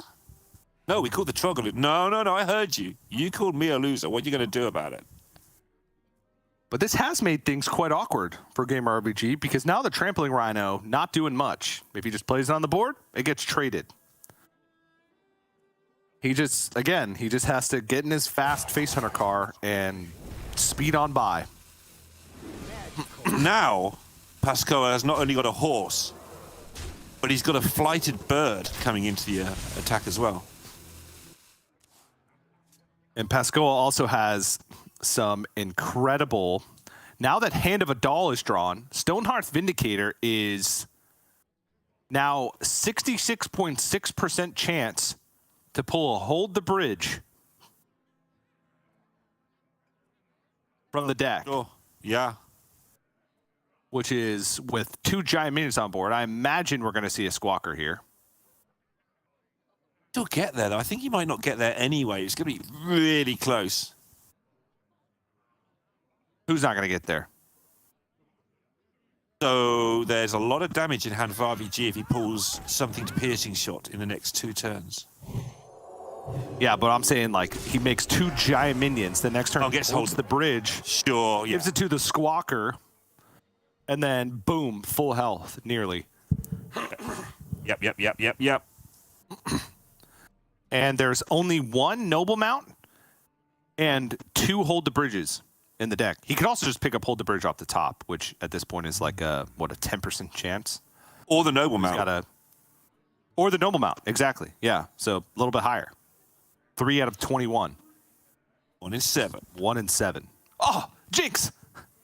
Does that mean I can't speak? I don't know. I think you have to buy me a soda or something. All right, I'll do that next time we meet up. Yeah, I bring my own sodas though, so. Well, you can buy them and I'll buy you it, because, you know. This is it, TJ. Could be it. Quick shot, hero power. Next turn he goes Volpertinger, piercing shot, hero power, and that's exactly 7. Oh! Battlemaster's also just lethal. Here he goes. So, Knight of Anointment is also 66.6% chance to draw Hold the Bridge. Okay. Because there's 1 Blessing of Authority left and 2 Hold the Bridges. But he can only choose 1. Oh, he's going to choose the Knight, but he's going to play the hand first to give himself a chance. Oh, he can still do Stonehearth. That's what I mean. He's doing this first to give himself the best chance of doing it. He's drawn the blessing. Yep, he drew the blessing, so let's Hold the Bridge. And that's a lot of healing. And I think that there is no way out for Gamer RVG on this one. 22 health. Pascoa knows it. Cheering already. Gamer RVG is going to give this one a hard look to see if there's any way out of this one. But he has no way to deal with that 15 attack minion on board. No way to deal with the Squawker. Gives the wave. I wonder. Everyone last look. One last look, and there's the concede. Pascoa's done it 3-0 in the finals, and he's going to the World Championship. First ever season of Grandmasters, and he's going to the World Championship. I'm so pleased for him, and that last play is everything about what we've said about him all season encapsulated. You said 67% chance whichever one he plays. Doesn't matter, right? Plays the Hand of a Doll with the extra 2 mana he has lying around. Draws the Blessing of Authority, which means he's now 100% chance to win the game. That 1 extra wiggle in there gave him a little bit extra, and it paid off. It meant he didn't have to risk a 67%. Even though the other 2 options looked exactly the same on the face of it. Again, not something genius, not something that other people can't work out, but he consistently has made those plays all season long, and it's great to see one of them so obvious for everybody to see, like how it panned out in the final, getting him to the World Championships. He's been close so many times before, TJ. Like, he didn't get to Grandmasters a couple of times because of other results when he was on the cusp of coming in. And I couldn't be happier for him. Obviously, I have a little bit of bias because I like him, but I like all of these players in this top 4. Gamer RVG would have been a great representative too, but I do think that over the course of the season, Pascoa has been the one who's played the most wow plays, if you like. I can't wait to see him at the World Championships. Yeah, my mind still goes back to when he beat Bloom Caverns as Weapon Rogue, right? Yeah. Like Bloom Caverns into follow-up as Weapon Rogue and needed like one misspent mana in that entire game, he loses. Like one less damage in that entire game, and he loses the game. Like he did everything perfectly, played to every single out possible, and it feels like that he does that time and time again. And he waited so long to be in Grandmasters, and he made the best of it once he finally got there by winning it and winning the last season. And it's also cool that he'll forever be the reigning America's Grandmasters champion. So, but I believe we do actually have an interview ready with Pascoa. So Neil, we're going to say goodbye to you for a few moments. Don't worry, you'll be back. But now, hello, Pascoa, can you hear me? I can hear you, TJ. How's it going? It's going good for me, but I can imagine it's going even better for you. You're going to the World Championship. How does it feel? It's crazy, man. Like, we've met back in 2016, right? When I was playing also in a World Championship qualifier. And back then, like, I was just starting competing. And, like, it was kind of hard. Like, I didn't know what to do super well. Like, I was still learning. And, like, it was a great shot, but it fell off, right? And then, like, I spent so many years, like, getting so many close results, but never, like, getting there. Like, super very close all the time. And then, since, like, 1.5 years ago, I started to, like, take it even more seriously than I've had. And, like, I just met so many amazing people throughout this last, like, 1.5 years. Like, my main practice partner for this one was by far, like, Fury Hunter. When he was in the finals earlier today, and, like, he almost made it. Like, when I saw the Battlemaster top deck from Yarla, like, because, like, I also like Yarla, but because I'm so close to Fury, I was almost crying back then. It was very painful because, like, basically I came into the playoffs very lost this time around. Like, I didn't know what to do. Frozen and Flat in my group were a very hard duo, and Nogdan on top of it. It was very hard to build a lineup to do well against all of them.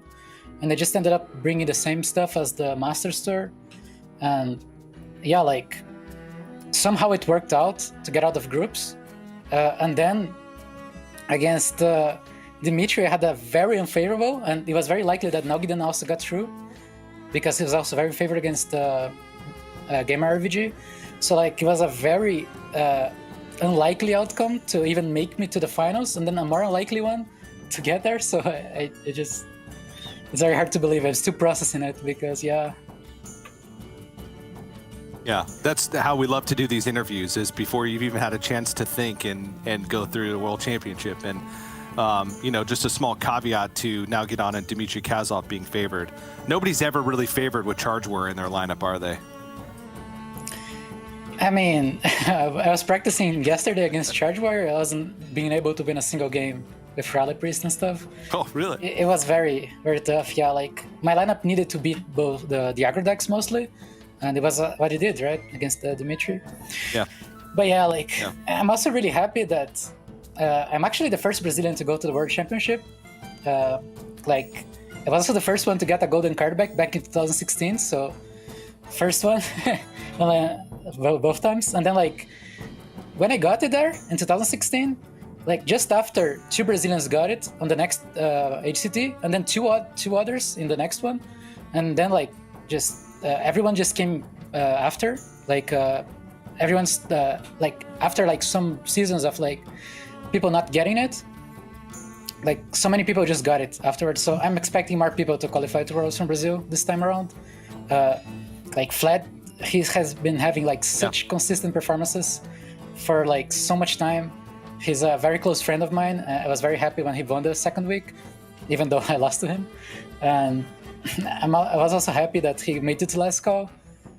And yeah, sorry, I'm just talking a lot about other stuff. You want to talk about the games? Oh. This is great. This is great. I love it. Yeah, it really does seem like America's Grandmasters has been sort of the Brazil and Argentina show over the past few years. Even in Masters tours, it does seem like Latin America, South America has just been performing way better than the rest of the Americas. So it's been really cool to see. But I don't want to ask any specific gameplay questions, right? Just because I don't want to get lost in the weeds. But I just want to hear sort of your mindset as the series was progressing. Because it ended up being a pretty quick 3-0 series. But each game seemed like it had to be incredibly hard fought. So, what were you thinking before the match began? And then how was your mindset sort of changing over? Were you just trying to take it in stride one game at a time? Or are you just really nervous, like, oh no, I'm 1-0 up, I'm 2-0 up, there's so much pressure? What was going through your head? Well, usually when I come into a tournament and I expect to do well in it, I don't do well in it. So, like, people always talk about, like, oh, you have to be confident and you have to, like, think that you're gonna win and stuff. And, like, this just doesn't work for me, because when I start to think about the result of the series, I usually lose focus and I start to misplay and stuff.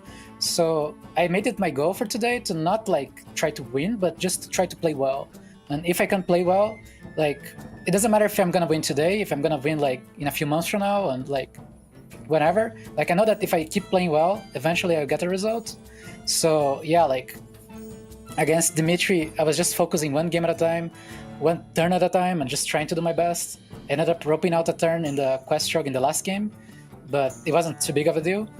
And then, like, against Gamer, just the same, like, it was a 50-50 set, basically. Slightly in favor for me, but almost 50-50. And yeah, I just went for the first game, drew well, managed to win it. The second game, it was also very tense. When I got the renew into the flash kill, I was very, very relieved, because getting 2-0 puts me in a very favorable spot. Like, the buff paladin, it does have, like, against Hunter is fine, against Beast Druid is also fine. Won the matchup against Frozen the other day. And yeah, like, and then in this last game, I was just thinking, okay, so how can I lose this game? Because I had the Blessing of Authority on far, and I just needed to either kill him and try to harass him. So when he buffed his minion and went face, I was like, okay, so aim shot kills me, so I need to go for my outs. And I was looking at my deck tracker, and I basically had 3 holy spells with the authority and the 2 buffs with lifesteal. And I also had 3 spells that cost 3 or less for the 3-1. So I just did the math in how is the best way to get the lifesteal. Got it, was rewarded, and yeah, it felt just super great to hit the lifesteal. Like, this last game was basically starting to feel a bit of relief, but doing my best to focus and not miss my shot, you know? Yeah, doing the Pascoa thing and calculating every possible out in every situation, which seems to have just been your thing over the course of the season. It's been great to watch. But you're now qualified for the World Championship, but there's a lot of other things going on between now and the World Championship. Many months, many Hearthstone tournaments to qualify for and win. Are you gonna, take it easy, or are you gonna really just focus down and try and win as much as you can between now and then? Well, the first thing that I want to do is try to focus on other stuff that I kind of put, I didn't focus too well because of Jam. Like, basically my physical health, like working out and stuff. Like, I didn't want to spend much time doing anything else than Hearthstone for the past 6 weeks, which was very burned out a bit. So, like, my first step is going to be focusing on mental health and physical health and try to put myself in a good position for Worlds.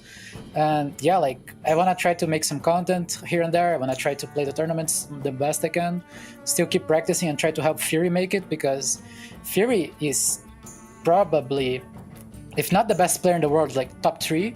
And Alutemu is another guy that I really admire and look up to. And yeah, like, I would look forward to play against them. Unfortunately, they didn't make it this time, but I'm pretty sure that they will make it, so yeah.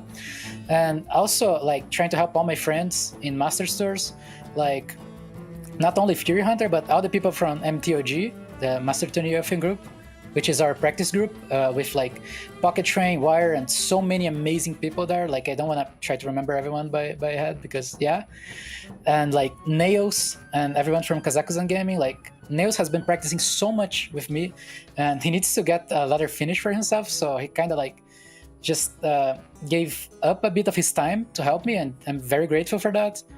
Also, Zeko, like he just helped me so much throughout the last year.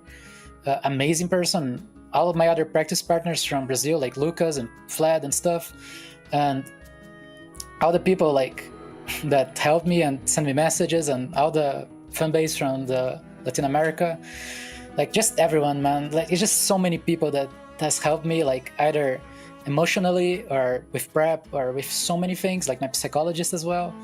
I'm just very grateful for all this opportunity, and yeah. Well, my next question was going to be, is there anybody you'd like to thank for your success so far, or any shout outs you'd like to give? But it does feel like you've gone through a whole list of names. But I will ask you if, there's, anything that you want to say lastly before we end this interview, and I send you on your merry way into your world championship dreams. Yeah, man, I'm very thrilled to be here. It was a very long journey.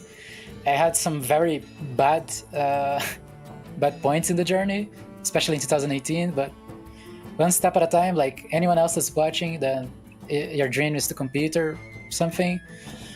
Just take it one step at a time, breathe, take it slowly, and just make one decision at a time and trust in the process. Like long term, you're gonna get it if you're playing well and if you're making good decisions, and yeah, that's the best that you can do. So yeah, good luck.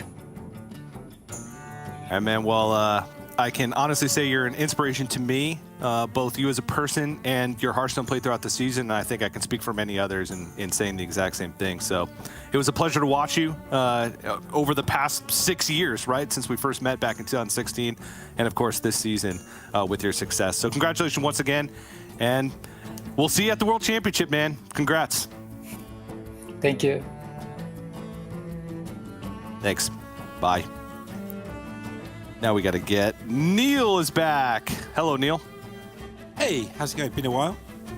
It has been a while. Man, Pascal, he's just such a cool, good guy. Like, it's just incredible to watch play Hearthstone, incredible to listen to as well. Like, he basically I was interviewing him, and he gave me an inspirational speech.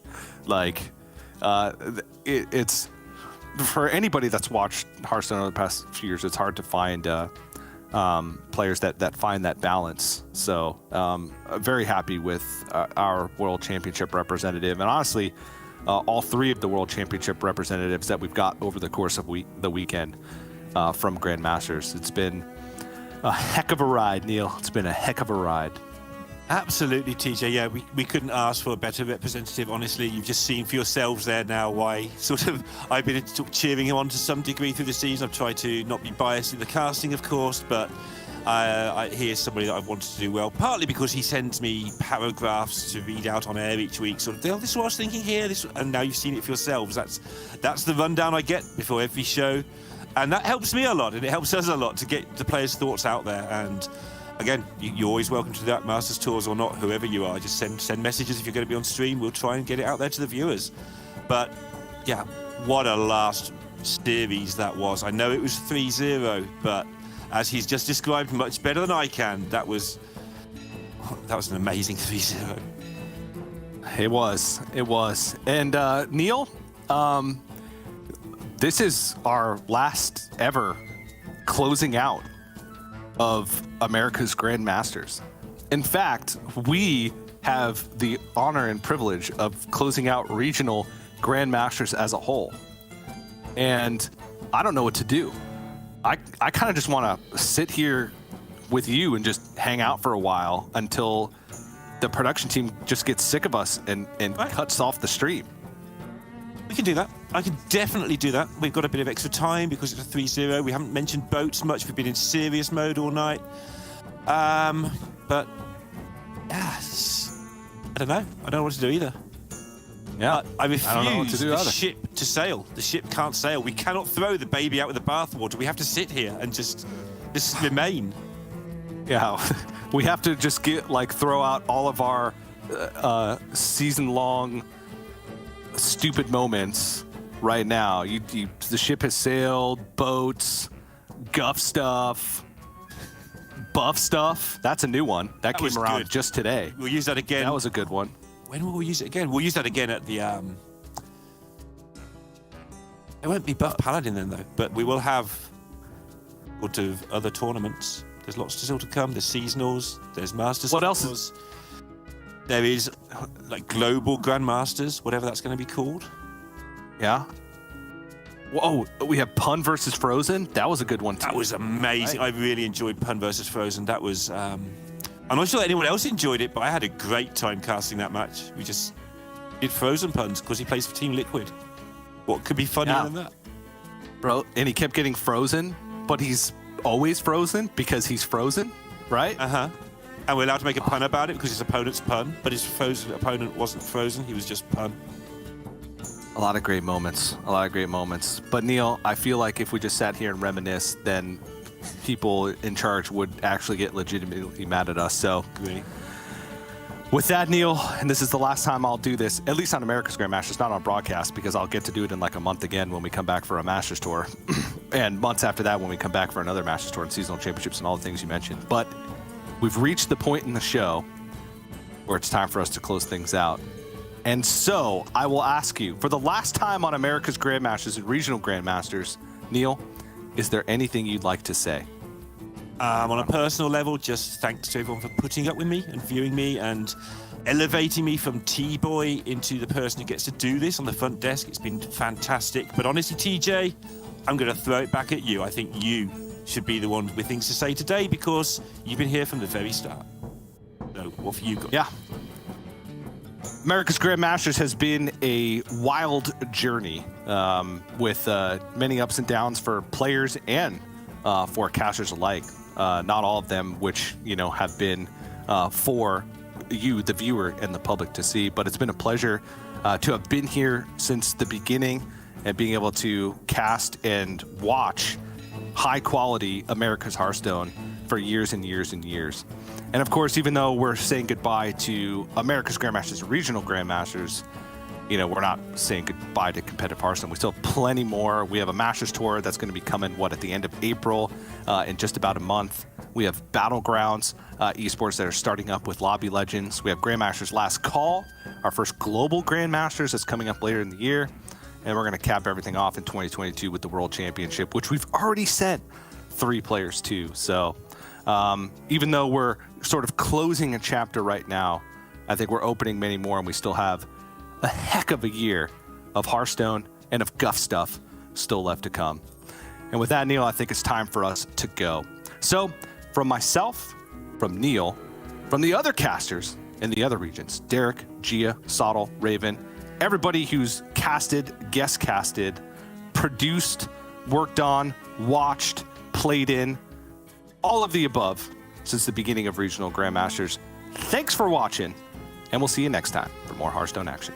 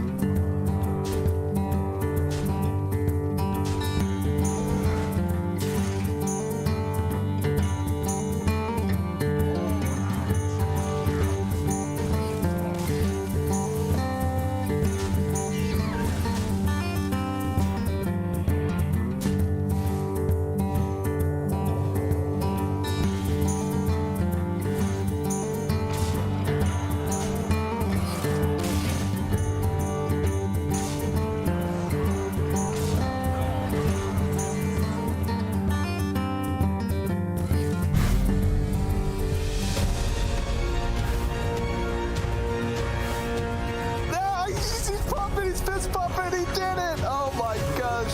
72 damage both times. Both times he left damage on the board. Oh no! Why are his cards green? Right before his cards green! He got there! Oh. Sick!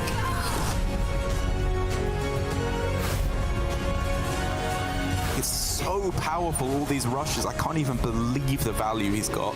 Labby with a pop-off. Well deserved. He stays in for another series.